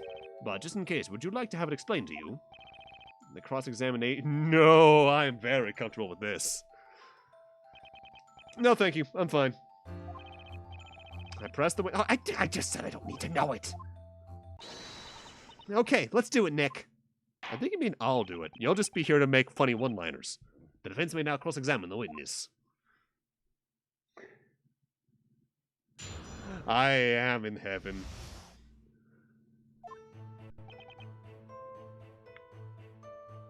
What the hell is ZZO? Hold it! What's ZZO? Ah, that's right. It's not something you'd know not being a security professional. That's our special jargon. It's how we talk about the time in our trade. Let me get this straight, Mr. Professional. You're using letters to tell the time? See, ZZO stands for 2220, which is 10:20 p.m. Right. 10:20 p.m. That's very accurate. How can you be so sure about the time? Well, that's when the TV show I always watch in the security room ends. TV show? I meant to do the rounds at 10, but for a pro like me, it's just a guideline. That doesn't sound very professional. Anyway, I was patrolling the ship like I do every night. Your Honor, may I? What is it, Prosecutor Lynch? I'd like to get the event straight while referring to this crime scene photo. The defendant and the crew member were fighting in the back of the cargo hold, is that correct? Yes, sir, they were fighting right under that emergency light. Some items are spilling out of the broken crate. Indeed, that crate was broken by the defendant with a steel pipe. Incidentally, the items we can see spilling out are stuffed toys depicting London's own police mascot, PC Badger. I see. The crime scene photo should now be added to the court record. The witness may continue his testimony. All right.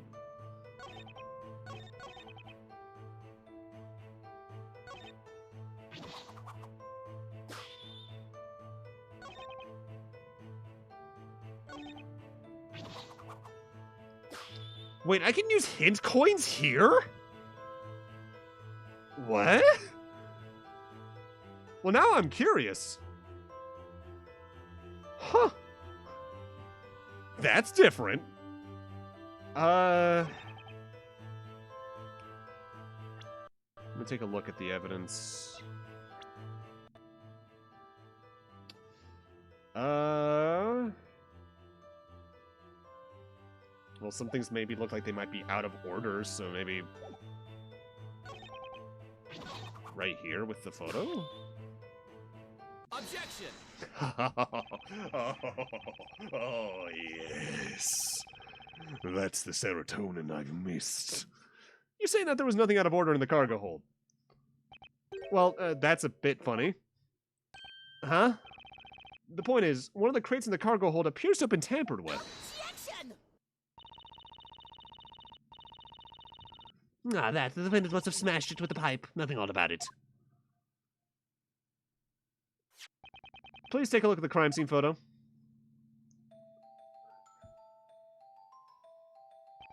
There's this broken crate where the fight took place, but also... There's another crate here that seems kind of strange, don't you think? This crate, sitting quite a distance away from where the fight took place, appears to have been forced open. Isn't this the sort of thing a security guard should immediately notice? You testify that you established there was nothing out of order at the crime scene. So, how come you didn't notice something so obvious?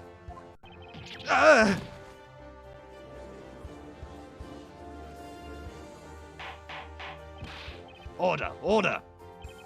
That's certainly a serious oversight, particularly for someone claiming to be an expert. Whether the witness is an expert or not, there's no relevance to the case. What matters is that he saw the defendant hit the victim with the steel pipe. Hold it! What you just said, I'm afraid I can't let that slide. Excuse me? I'm an expert guard, focused, thorough, precise, a true professional. To prove it, I'll testify once more. You're all dying to know why I ignored that one crate, huh? What? Very well, the witness shall continue his testimony. What excuse do you think you'll come up with, Nick? Who knows? I've got a bad feeling about this, though. What did he actually see?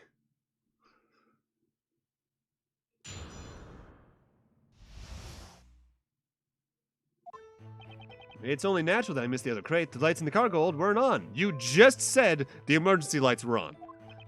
But of course I had this. A guard's best friend is his trusty pocket torch. Oh, how delightfully British.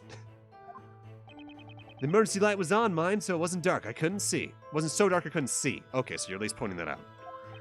I saw that girl standing right in front of the crew member she attacked. And there was no one else in that room. You have Johnny's word on it. Oh yeah, these remixes are fucking aces. Wait a moment. The security claims the lights were on during the patrol. Yeah, that's per official procedure, you see. But those light controls can be such a pain in the... Wait, no, that's not it. I mean... The truth is, an expert like me doesn't need those lights to do his work. Now when I've got this, a focus beam of my trusty flashlight cuts through darkness like a laser. The witness will refrain from pointing the torch in this direction. Justice may be blind, but I'd rather not be. Sorry, Your Honor. This trusty torch shall be added to the court record as evidence. Oh, what is that? What is it, Your Honor? This pocket torch is covered in something sticky. It seems my sweet little buddy's been up to some mischief. Sweet little buddy, do you mean your chocolate? Johnny left sticky fingerprints all over his flashlight. That's gonna come into play. Don't look at me. I'm not touching it. The defense may cross-examine the witness.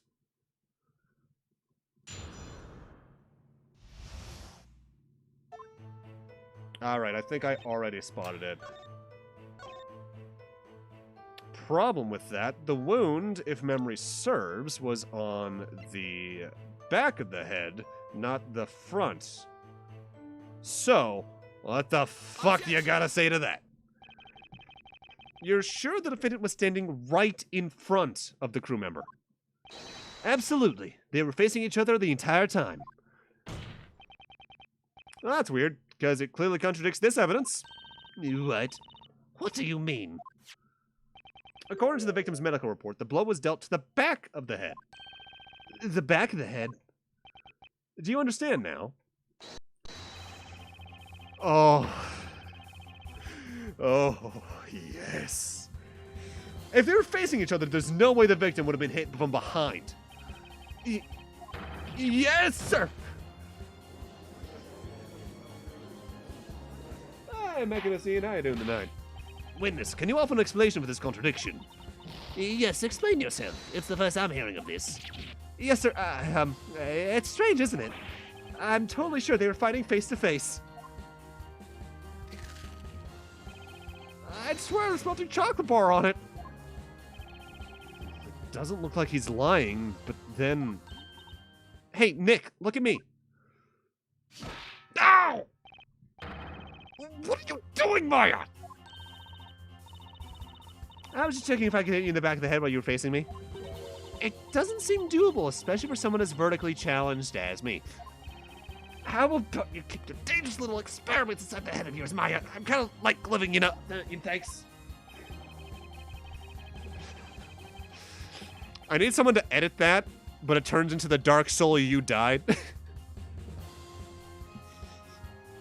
At least we've learned a couple of important things. First, that this witness is unreliable. And second, that the prosecution didn't investigate this case properly. And third, I'm bleeding from the back of the skull. Well, front of the skull. If my gut feeling is right, there's much more to this case than meets the eye. Now's my chance. What should I do? We're pleading not guilty. Your Honor, the defense asserts once more that the defendant, Isabella Cantabella, is innocent. What? This is foolishness.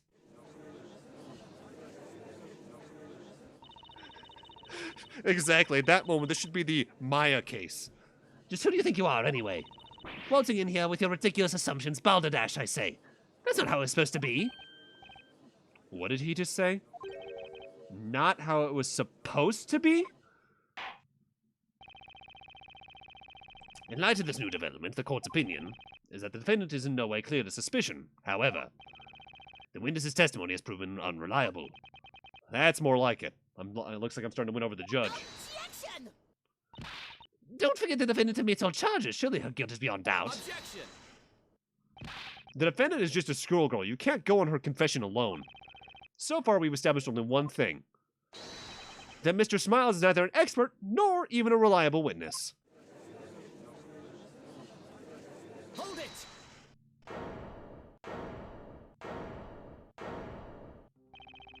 In my long 6-month career as a scarecrow. Oh, I've missed this writing so much. Never has my professionalism and expertise been questioned. Isn't 6 months barely past the probation period? You're saying that Goldilocks there is innocent? In other words, that she didn't assault anyone. And that she didn't steal this toy? Isn't that so, Mr. Lawmaker? Yes, at least we have yet to see any proof that she tried to steal it.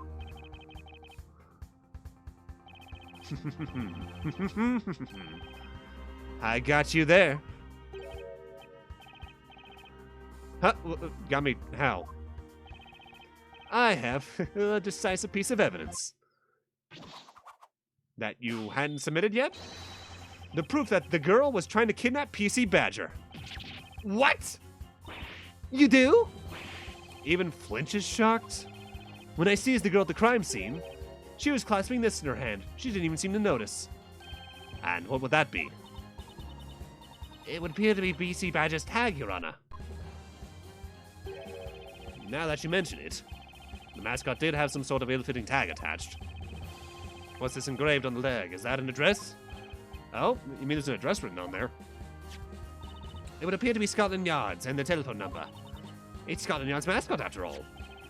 This tag, it's been ripped from one of the PC Badger toys. Yes, sir. The suspect was caught in the act of nicking this very toy. The tag was ripped off during the fight. What? Then this tag is... What we have here is the decisive evidence that she was trying to steal the cargo. No way! I wasn't expecting evidence like that. San Francisco, Japanifornia. Witness, how was able to form to such evidence? If you had this in your possession, why didn't you hand it to the police? Sorry, Mr. Prosecutor, I'm an expert at what I do. And my expert advice to myself is that I better keep this as my secret weapon, otherwise known as withholding evidence, so I have committed a crime. So I waited for the right moment to single-handedly settle this trial. Ugh. Looks like Flinch and I are in uncharted waters now.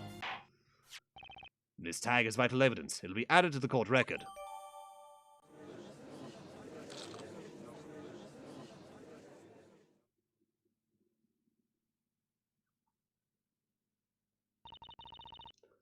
Defense, Mr. Wright, was it?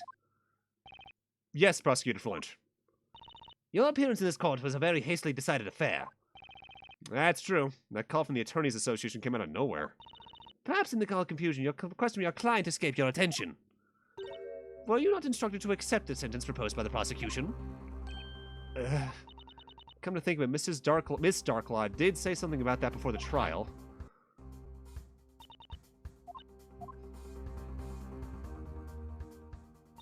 That's what you were asked to do. You have convinced us of your skills, so your good name will not suffer. Why not simply admit the defendant is guilty and call it a day, hmm? Sorry, we like to only have one guilty verdict in our office's entire history, and that's someone who very deliberately lied to us. What do you say to that, Mr. Wright? Depending on your stance on this matter, the court may now pass the verdict. My stance? That's something I don't need to think twice about. We ain't done yet. The defense requests that the trial continue. What? The defense stands by its assertion that Espella Cantabella is not guilty. Very well, Mr. Wright. If that's your desire, then I too have a request to make. Your Honor. Yes, Prosecutor Flinch. The prosecution calls its second witness. Uh-oh. Because we are right, not wrong. Hey, wait a second. What about me? Come on, guys, don't forget about Johnny. Let me start it from the top. No detail omitted. I suggest that you leave the witness stand and go back to witnessing your crimes on television, bitch. Yes. Yes, sir.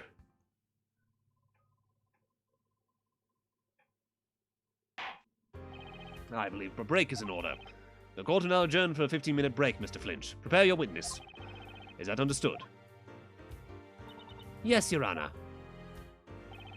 The defense has no objections. Looks like Flinch finally got serious about this case. And that means the real game starts now.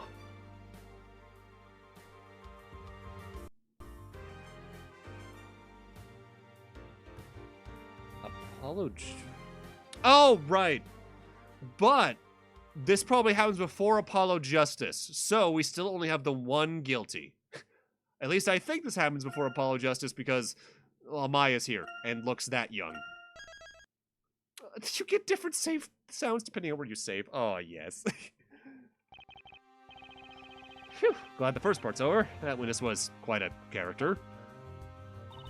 I bet he'd love to be one in a crime drama. You're not making it a comedy, though. I hated poor Espella was found guilty because of his shaky testimony. But at least now it looks like we might be able to get Espella a not guilty verdict. Yeah, I hope that cheered Espella up a bit. I forgot about Darklaw.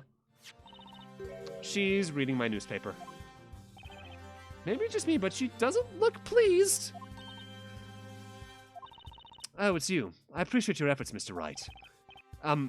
Thank you.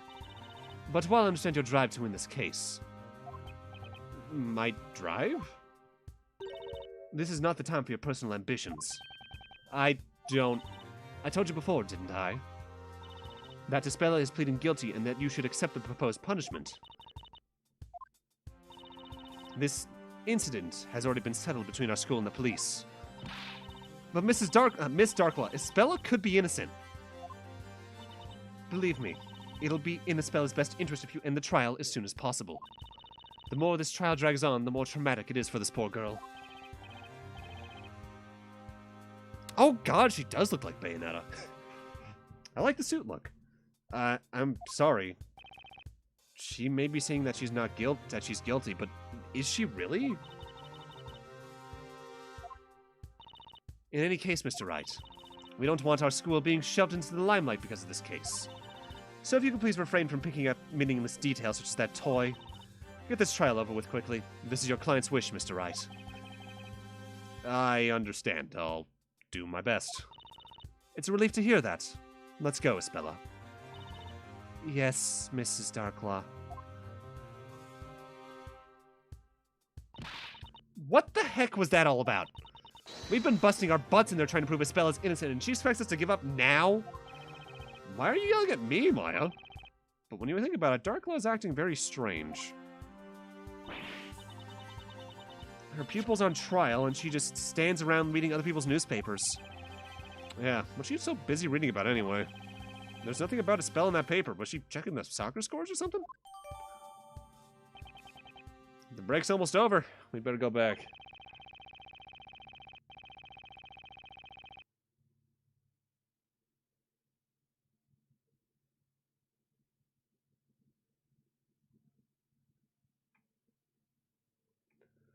Flinch really looked confident about this new witness. I'm Isabel's defense attorney. I'll stand by her no matter what. Yeah, honestly, the placement of this is probably just meant to be vague. Like, at least after the first game. But it could be set anywhere between, like, 1 and 2, 1 and 3, 2 and 3, 3 and 4. I'd like to imagine this is probably between 3 and 4, just because then you get the whole Godo stuff out of the way. And Maya being here means that it's after they reunited from her training in the second game. How this could be one of those things like a Kamen Rider movie or a Sentai movie where it's set between specifically this case and this case. It doesn't matter. It's ultimately what it comes down to, probably. The court will now reconvene. Prosecution, is your witness ready? Of course, Your Honor. Bailiff, please bring her in.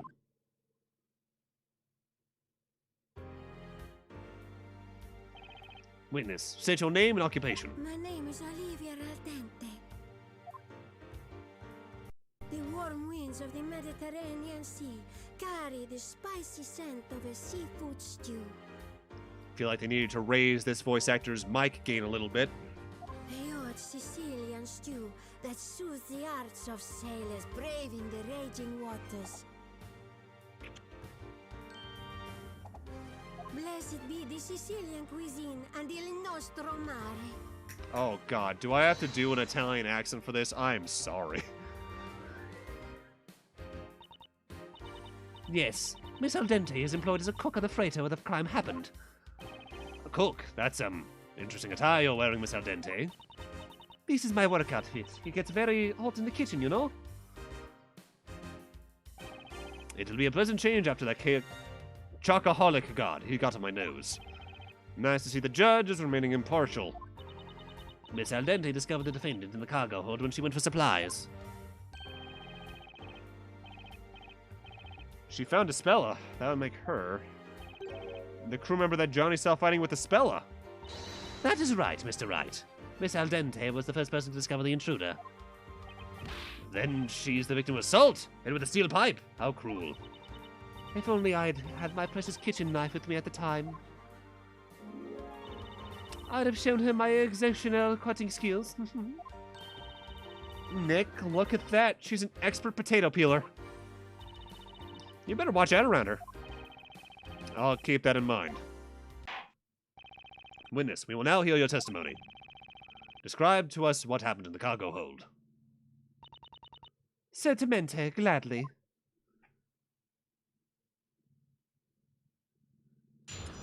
Yeah, that seems about right for One Piece. I went to the cargo hold to check the supplies. It was past 10. And I found that girl idling and clutching one of them bizarro toys. I'm slowly turning from Italian to German. Oh no. She made as if to run away, so I tried to stop her. Then she grabbed a pipe. She's short, but she fiercely swung the pipe at me. I tried to dodge, but she hit me on the head. I blacked out for a few minutes. According to the medical report, you suffered a laceration to your head, correct? Ah, that. It's covered by Gizef hat, but you can see it now. When I chop up veggies, it hurts the rhythm with the stripes. Chop, chop, chop. That sounds most terrible, Miss Ardente. I should have been more careful, but she looked a little like a little piccola girl. Olivia's much taller than Espella. Yeah, Spella's about the same size as you. I may be short, but I'm well proportioned, and that's what matters. Your Honor, the prosecution would like to present the decisive evidence that proves the defendant's guilt. This photograph of the defendant's fingerprints on the steel pipe.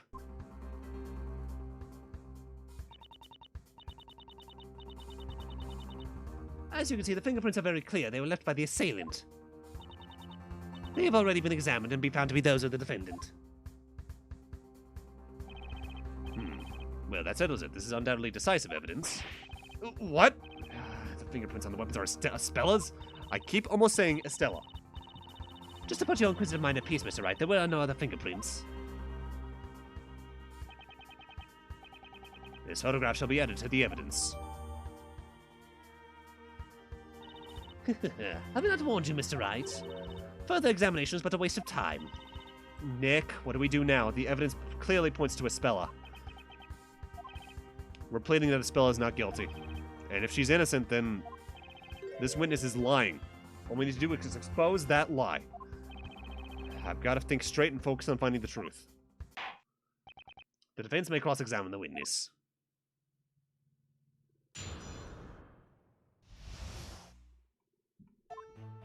Alright, let's take a look at the evidence again, just to be safe. Light injuries, those are those injuries. Layout of the area. The torch is going to come in the way somehow. In fact, it's the fingerprints. We're probably going to prove that he was there or didn't do something. Jewel thieves are going to come into play in some regard.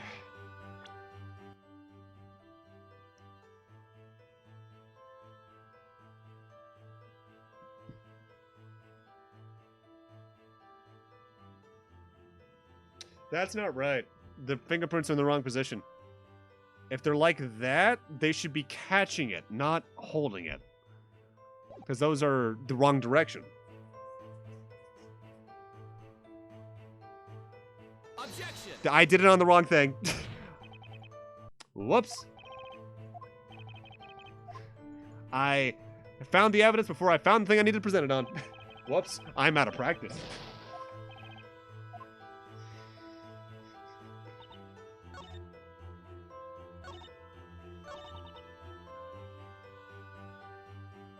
It would probably be here because it's, I think, the only thing that directly talks about her using it.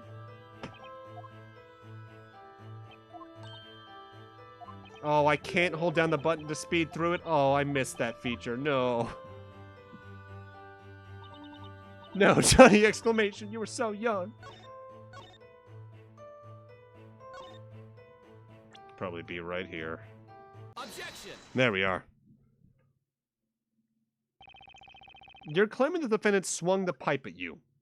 Well, that's impossible. Why do you say that, sweetie? The defendant's fingerprints were found on the pipe. However, there's a contradiction here. A contradiction? Impossible! That is most interesting. Well then, the defense shall explain. What in the photo of the fingerprints contradicts the testimony? Their position, I would think. It's the position of the fingerprints, Your Honor. Oh, the position. According to the witness's testimony, the defendant held the pipe like this. In order to hit the witness on the head, she raised the pipe like so. That is precisely what she did. Preciso? And then she struck from above, but here's the problem. Think about the fingerprint that she would have left had she done just that. What are you getting at, Mr. Wright? Look closely at the way I'm holding the pipe. In this situation, the fingerprints would look like this. The thumb is above the other fingers. Indeed, there's no doubt about it. Now take a look at the fingerprints that were actually left on the pipe. Goodness, the thumb, it's below the other fingers. What? That's right. Miss Al Dente. What is it? Had the defendant attacked you as you described, the fingerprints would have been the other way around, which means something's not right with your testimony.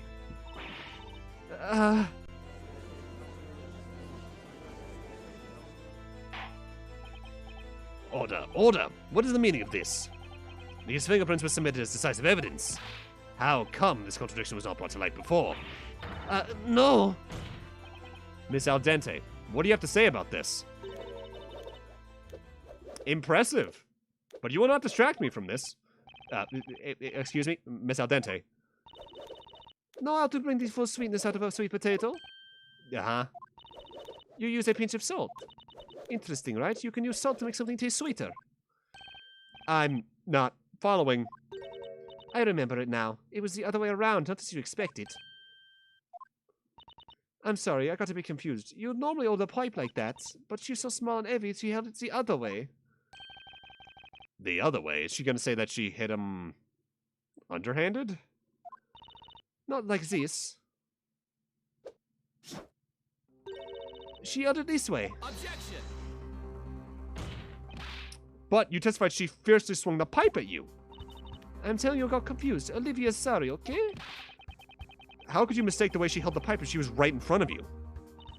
Oh, why don't you go fry an egg? What does it matter if she held it one way or another? You would call it a slightly sweet potato a salty potato because it's still a sweet potato no matter what you add to it. Louise probably has a point, doesn't she, Mr. Wright? So the defendant attacked the witness holding the pipe backhanded. It seems a bit unnatural, but it does make sense, I suppose. Indeed it does, Your Honor. There is no problem with this evidence, after all. Does the defense agree? If I agree that there are no problems with this evidence, we will be one step away from losing this case. There's gotta be a contradiction somewhere in that fishy testimony. Could Isabella have hit Olivia holding the pipe backhanded? No. Objection!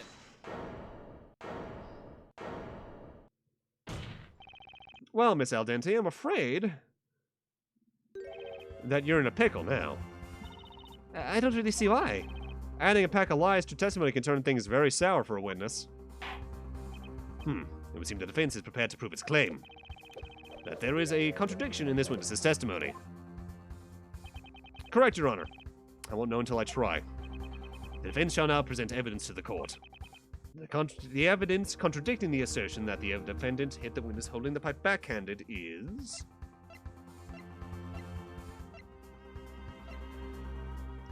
medical report, back of the head, not the underside.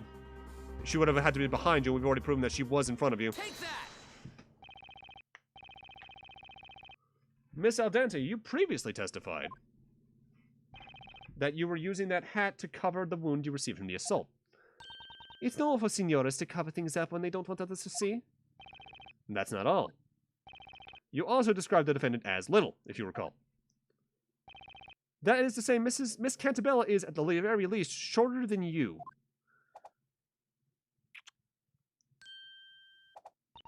I've grown tall and healthy thanks to the wonderful Mediterranean sunshine. Let me ask you then.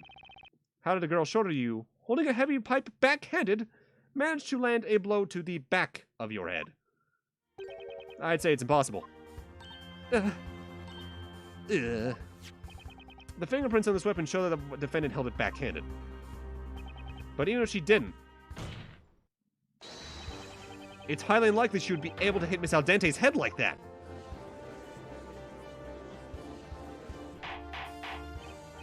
Order. I'll have order. What is the defense getting at? Objection!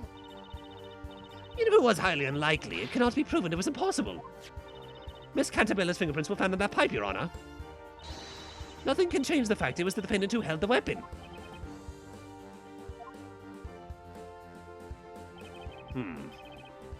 That is so.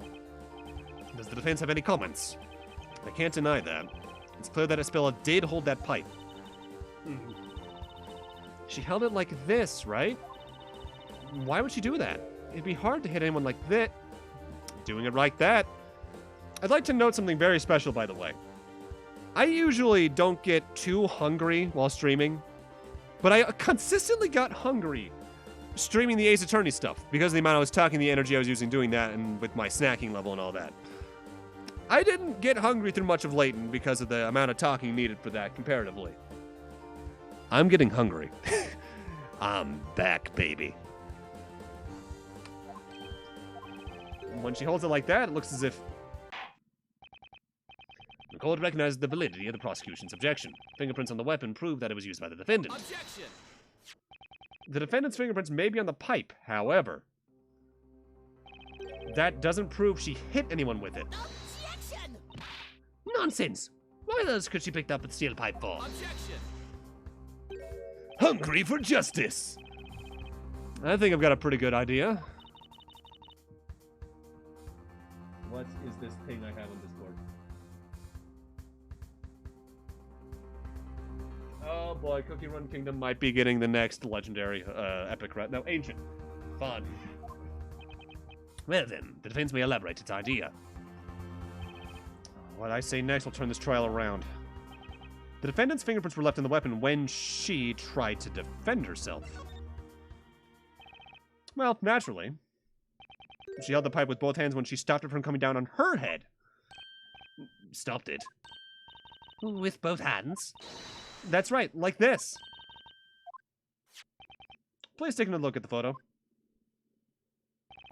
These are not the fingerprints of an assailant, but rather the fingerprints of a victim who was defending herself. Which brings us to the conclusion that Miss Cantabella didn't attack the witness. She was in fact a victim desperately trying to defend herself. This cannot be!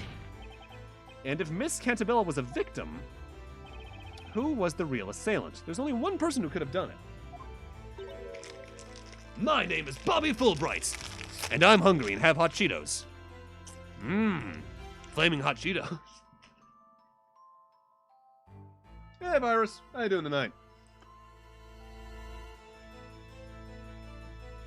It could be a concussion. If she got hit hard enough on the head, that would take someone out of it. But I already suspect other things. The only other person in the crime scene was Olivia Al Dente. It was you, wasn't it? Oh man, I've missed this song so much. Order, order, order! If I cannot have order, this court will be adjourned. Be quiet, all of you. Oh no, this poor eel. You just don't quit, do you? Woo! Oh boy! Ha! It's no Olive Garden, but good enough. You know, I have had an idea recently. Because, something I wanted to do with my friends is, and I've talked with Virus about this a little bit as well. For Christmas, I bought my friend Kuro, the Great Ace Attorney. And right now, she can't stream because her internet's really bad at her new apartment. But I wanted to do the Great Ace Attorney with my friends through one of their accounts so they can all see through it blind, and I'd be the one laughing and being in the chair knowing them the entire time. I've also thrown around the idea of getting James back and adding in more people to do the DLC for Dual Destinies the same way. Because I never did do that DLC. It's the only case, barring the ones in this game, I haven't done. It's a bit of an idea. A lousy lawyer like you should get the chop. How about I show you my knife up close? Have you lost your mind, Mr. Wright? The victim was the victim, not the assailant.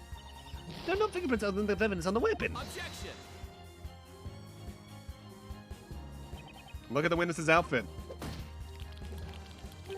She's wearing gloves. That's why she left no fingerprints.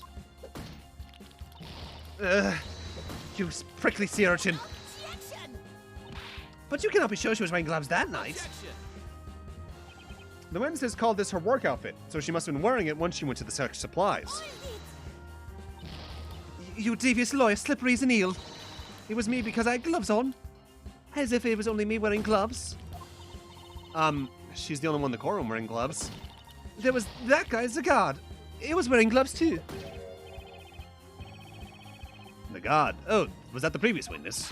Oh, that's right. Gloves are part of the guard's uniform by regulation. See, that guard Johnny, he was wearing gloves that night too. What do you have to say to that, Mr. Wright? Since you're claiming that the assailant is the person who had gloves on, well, that would make the guard a suspect as well. He had fingerprints on the flashlight, so no, it wasn't him. It's impossible. Johnny Smiles is not the culprit. Why not? Anyone with gloves could have done it. Didn't you just say that? No, I didn't. However, it does seem plausible the guard could have done it. He was wearing gloves after all. I'm afraid that's impossible, Your Honor, and I have proof. You do? Fascinating. Let's see this proof if you really have it. Please enlighten us as to why Smiles couldn't have been the culprit. Show the proof. Take that! Mr. Smiles is, to put it nicely, what you may call a free spirit. There is no guarantee he would follow the rules and wear his full uniform. And this evidence proves he didn't wear gloves. Oh, wait, don't throw that filthy torch at me! Will someone please wipe the chocolate off this evidence? No, Your Honor, the chocolate is the evidence. What? Mr. Smiles was snacking on a chocolate bar during his patrol. That's why his flashlight is in this sorry state. And covered in his chocolatey fingerprints. Therefore, we know that he didn't wear the gloves when patrolling the ship that night. Rule-breaking, chocolate-loving Johnny Smiles was not the culprit. What? That's ridiculous. I didn't read what that other thing was. Objection! Your Honor, the defense has merely pointed out a possibility. To call this witness a criminal without actual evidence against her is preposterous. Objection! The prosecution's duty is to clear what doubts there may be regarding the defendant's guilt. And I have demonstrated that there is, at the very least, a possibility that the witness is not telling the truth. Objection! At the very least, Isabella Cantabella is not innocent.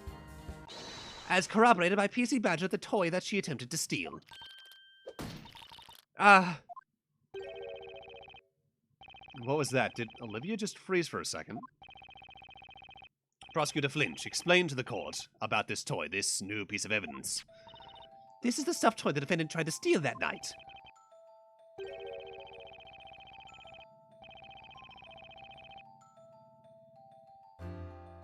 It's just silly?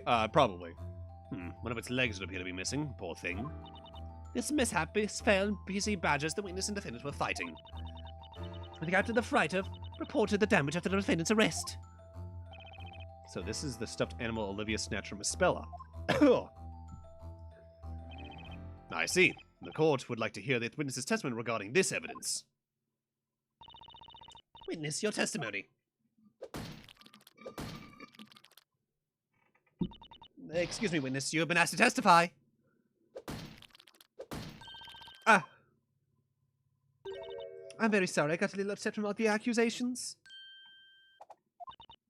I'm not used to this, to being called a liar. Yes, it's only natural. Don't worry about that. It's all that slimy attorney's fault. Why do I feel like an eel on a chopping board? The witness will now testify. Tell us how you retrieved this toy from the defendant.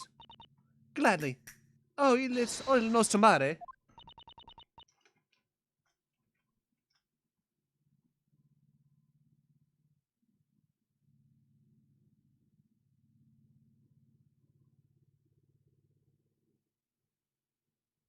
Give me a second, I'm checking something. Alright, so I did earlier. I just had a moment of... Did I send James that picture earlier? Because they revealed a bunch of Figma and Nendoroid stuff today. Dread Figma is frame 1, purchase for me. But I sent James... he's a fan of Justice from Helltaker, and they revealed her Nendoroid. Or at least the prototype of it. I wonder what she's saying. I don't get it. Whatever she said, I'll make sure that in this court... This is the last time she says it in a court of law.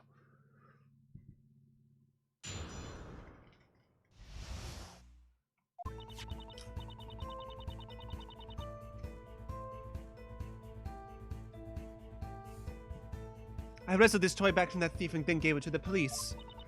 When I found that girl, I thought I couldn't let her get away with our precious cargo. Naturalmente, I had to get that toy back from her first. Its leg got ripped off, though. But there's no way I could have attacked her with the pipe. I was holding the toy in one hand. I don't remember much about when I was it. I got the toy back, at least.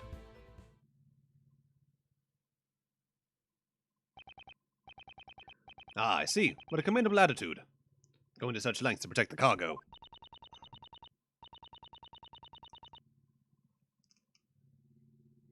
I may not be a security guard, but I'll do what it takes for the sake of our shape.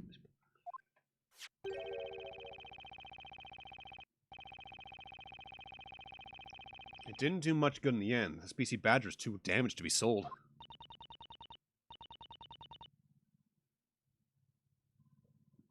These lovely little toys are made of the box of... Oh, hey! Ian, thanks for the follow. Welcome on in. I need to do two things. I need to figure out why those alerts are looping, but also... I need to transfer my alerts from Streamlabs. Do that whole thing that happened a few months back. About a month ago, I think it was. I'm looking at stream elements, but that's not looking like it's going to fulfill the same sort of stuff that Streamlabs already does, at least when it comes to alerts. There is that one that Streamlabs completely plagiarized the website on. Maybe I'll look into that one. Was it Limelight or something? Something like that. These lovely little toys are made up in a workshop in London. Oh, that also reminds me, I need to change my follower goal, because it's not accurate in terms of the numbers. We transport them down to the River Thames, distributing them as 2 children as we go. Didn't you call them Bizarro toys earlier? Now suddenly they're cute. And what about fingerprints on this toy? It is a soft toy after all, so no usable fingerprints are found.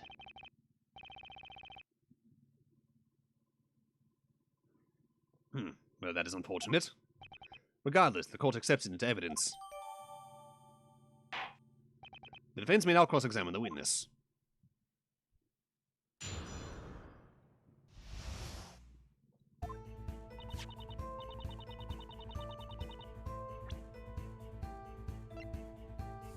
Alright, problem with that off the bat.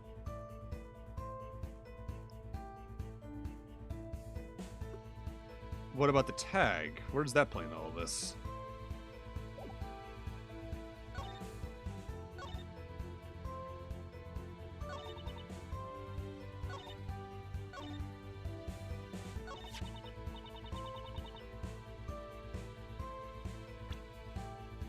Yeah, I think it's this. Objection! Haha!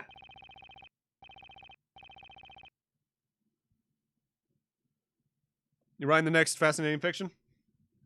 Miss Al Dente, I would like to confirm just one thing.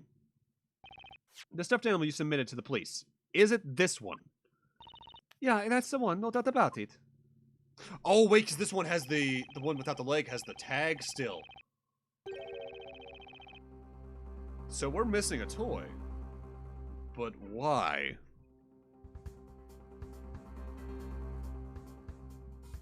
I'm sorry, but if that's the case, then things don't simply add up. What doesn't add up? If it's about the legs, it's our girl's fault. It's got ripped off because she wouldn't let go. The problem isn't that something's missing from the stuffed animal. On the contrary, it's something that shouldn't be there in the first place. Something that shouldn't be there? And that is, of course, this item. Yeah, it's... This is the final piece of evidence received from the guard, Mr. Smiles.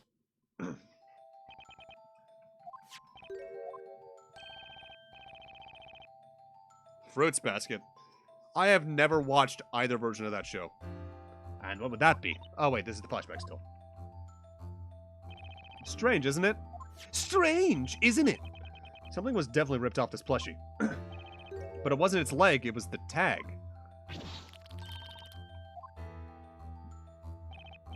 You noticed it too, didn't you, Miss Al Dente? If this is the stuffed animal that Miss Cantabella was holding when you found her, then why is the tag still on it? Yeah.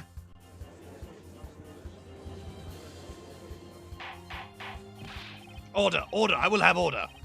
What is the meaning of this? Hey, you tasteless-looking prosecutor over there.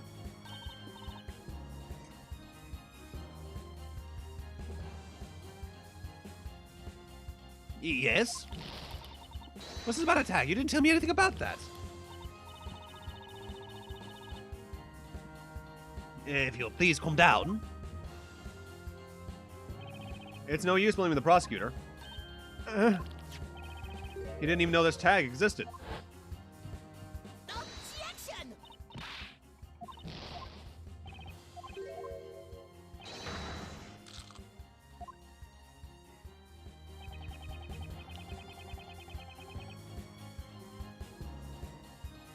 For better or worse, this tag's existence has only recently come to light. Neither the prosecution nor you, Your Honor, knew about it before this trial. But then, why is there a tag on this toy? How come this toy has a tag? The answer is simple. There's a tag in the stuffed animal because the toy was swapped. There's only one possibility. Miss Al Dente, before handing the plushie into the police, you swapped it for another. Listen to yourself. Why would I even do something like that? Ridicolo. Ridicolo. And that's right, that tag must be a fake. A fake? Why would you think that? That chocolate freak must be trying to frame me, that's what it is. Objection! Mr. Smiles had no motive to do something like that. No motive. It doesn't require much thinking to come up with him. He wanted attention. Yes, what he said. The guard liked to show off. That's all it is to it. Did Johnny produce bogus evidence to draw attention to himself? Nah. I don't buy that. It's an interesting theory, but it's impossible. And how do you know? I'll dice you like an onion. Anyway, was Mr. Smiles lying? There's an easy way to find out. What? How do you plan to check it? By checking the fingerprints, of course. Fingerprints? According to Mr. Smiles' testimony, when he sees Miss Cantabella, she was holding the tag in her hand. Therefore, her fingerprints should still be on that tag.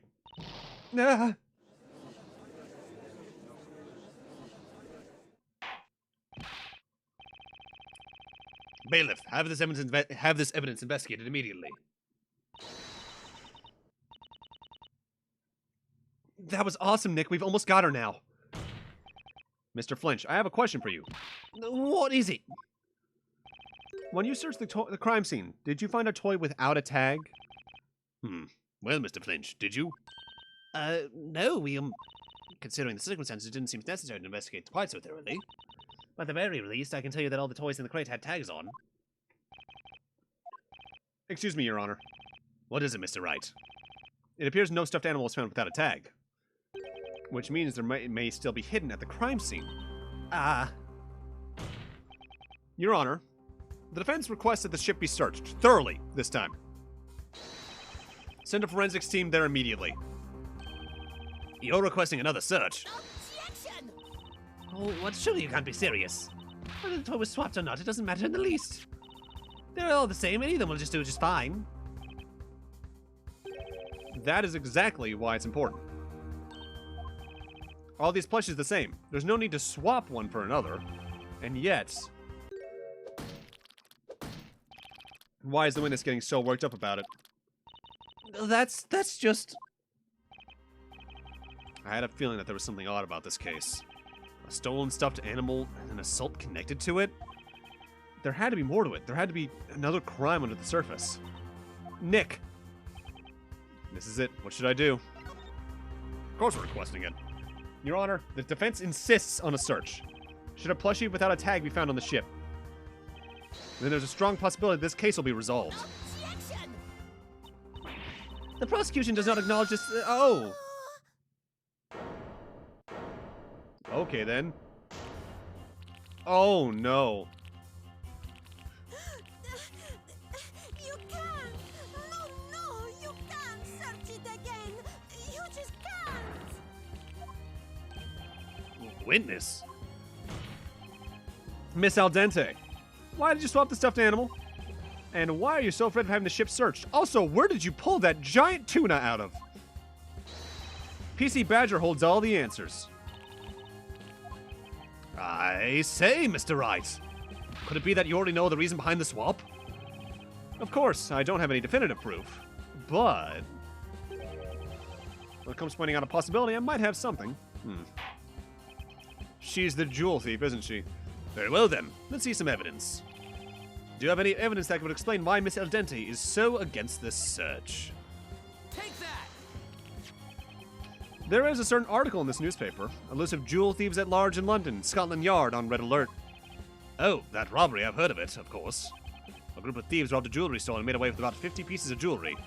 Many extremely valuable stones were stolen as well. Scotland Yard's under great pressure to find them.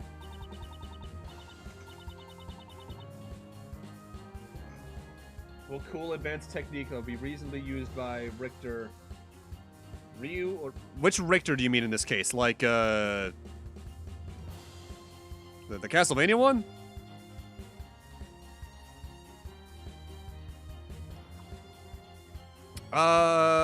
Who?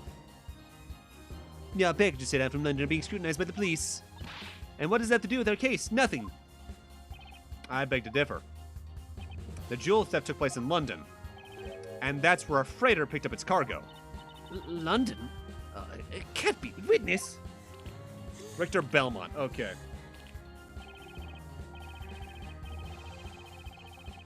I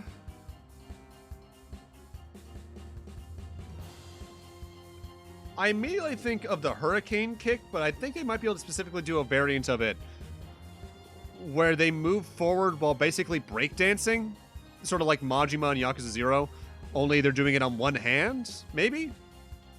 That night, you discovered the defendant in the cargo hold.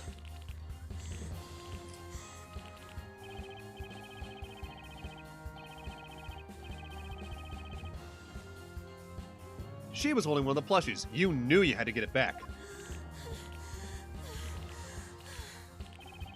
You had to get it back at all costs, but why go so far for a mere plushie?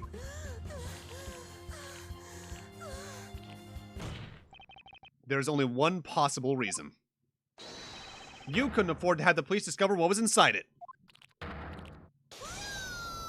Yes, the Sanji kick. Ooh! The fish rise up.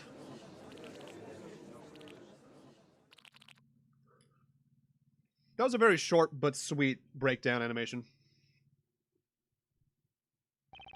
We have just received a report from the team investigating the crime scene. This toy was discovered was hidden between a storage unit and a pipe. Yeah. The toy has been cut open and the contents examined. And this was found inside. A pink diamond worth approximately 100,000 pounds. We've also received a report from the crime lab. The defendant's fingerprints have been found on the tag.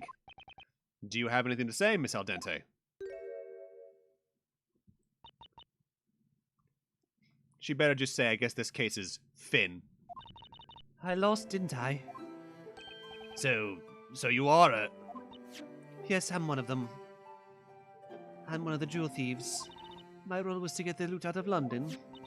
The police never checked the regular shipments from that workshop. We decided to take advantage of that blind spot. Indeed, the regular direct delivery service has been overlooked by the police. Possibly because the workshop produces very mascots representing the police.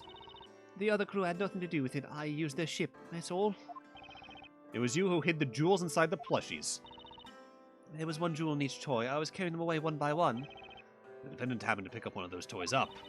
I had my heart stand still when I saw that girl in the cargo hold. Whenever I was free, I stood guard in the front of that room, and yet she got in somehow.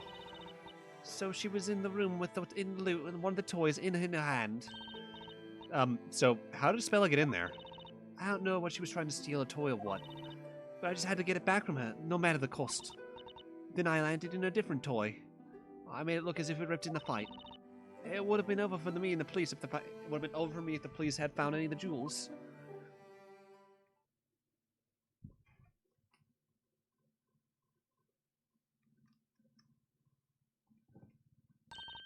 But wait, who was it in the end? Who hit Olivia? Oh, I almost forgot about that. At first, I thought it must have been that little girl that hit me. But now I don't know. You don't know? No one else was supposed to be in that room. But what if there was someone in the shadows? Some mischievous person hidden in the darkness.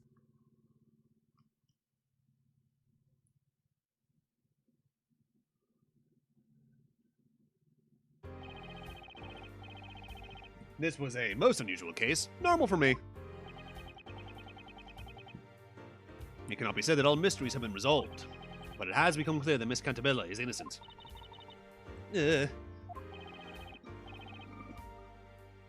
Well then, Mr. Wright. Yes, Your Honor. It would seem I owe you thanks for helping us see the truth. No need to thank me, Your Honor. I was just doing my job, like I always do. Is that really the smartest thing you could come up with? And Mr. Flinch. Yes, Your Honor. This trial was part of the Legal League of Attorneys exchange program, wasn't it? May this trial serve as a lesson for you, too. Is that understood? Ooh.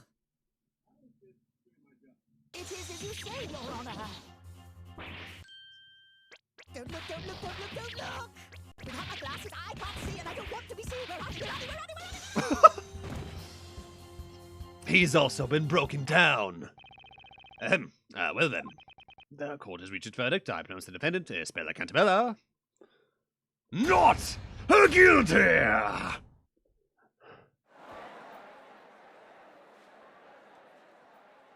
I've missed yelling that.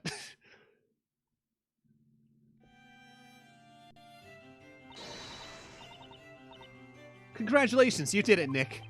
Yeah, thanks. I guess I should be happy. I've missed this song so much. Uh-oh. But Darklaw's cold gaze is staring daggers through me. Thank you, Mr. Wright. You're better than I thought. Had I known earlier, I would have asked you to prove Spella innocent from the very start. I'm glad you're happy about the verdicts. Spella, come and thank Mr. Wright.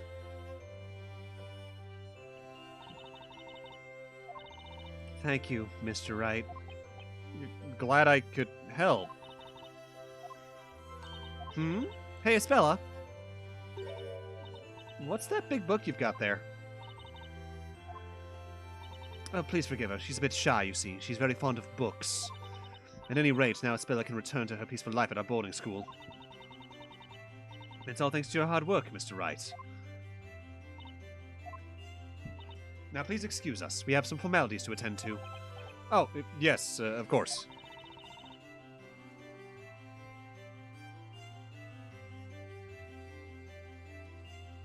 Ah, okay, that's why.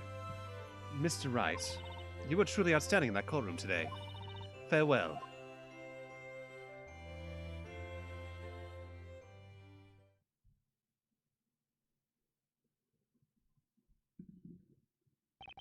Phew, it's finally over.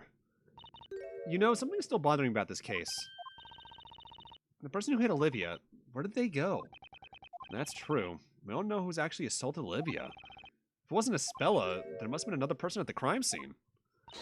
But neither Olivia nor Johnny saw anyone else. The room was dark, save for the emergency light. I'm sure someone hid in the shadows. And Johnny was wearing sunglasses. I'm amazed he saw anything at all.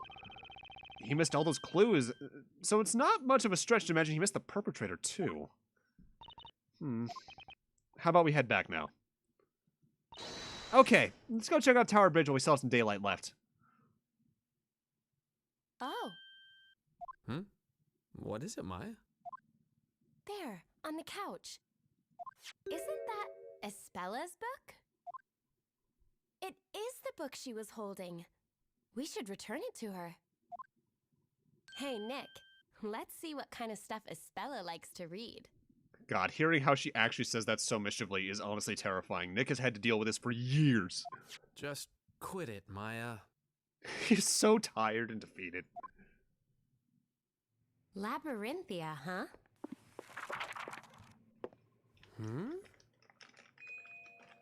What? Huh? Huh? Maya, look! Huh? Hey, Nick, look, that's us, isn't it?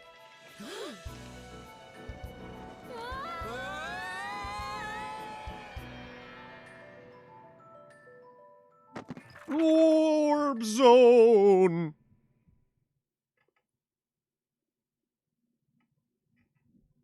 Oh, man, that was such... I've missed that. I need Ace Attorney 7 soon. Ooh! So your strikes add up to your Picarots. Okay.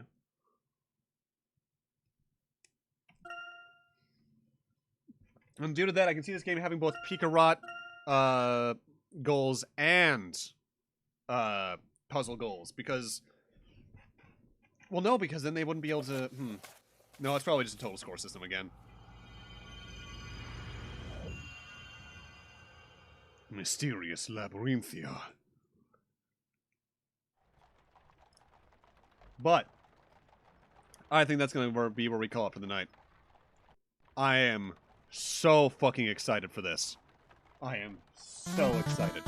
Want to thank y'all for coming by tonight. Prof, Kaito, Ash, Ian, Kaito, Bolt if you're still here, Tamalt, anyone else who's been here, Lorcan not chatting, anyone who's here. Thank y'all for stopping by tonight. Every view matters when you're this small of a streamer. Tonight, we are gonna go raid my buddy Kenny. He is... Did I? That sounds like me. I know I didn't say Kitty accidentally. Sorry about that. Kenny is currently doing no mic practice runs of Kirby Squeak Squad. Actually, he might have mic now. He says no mic to start. Send some love his way. He's been one of my closest friends for a very long time. And yeah, just send some love his way. Have a great night. Take care. And I'll see you guys Saturday night for Chapter 1, Mysterious Labyrinthia. See you guys then.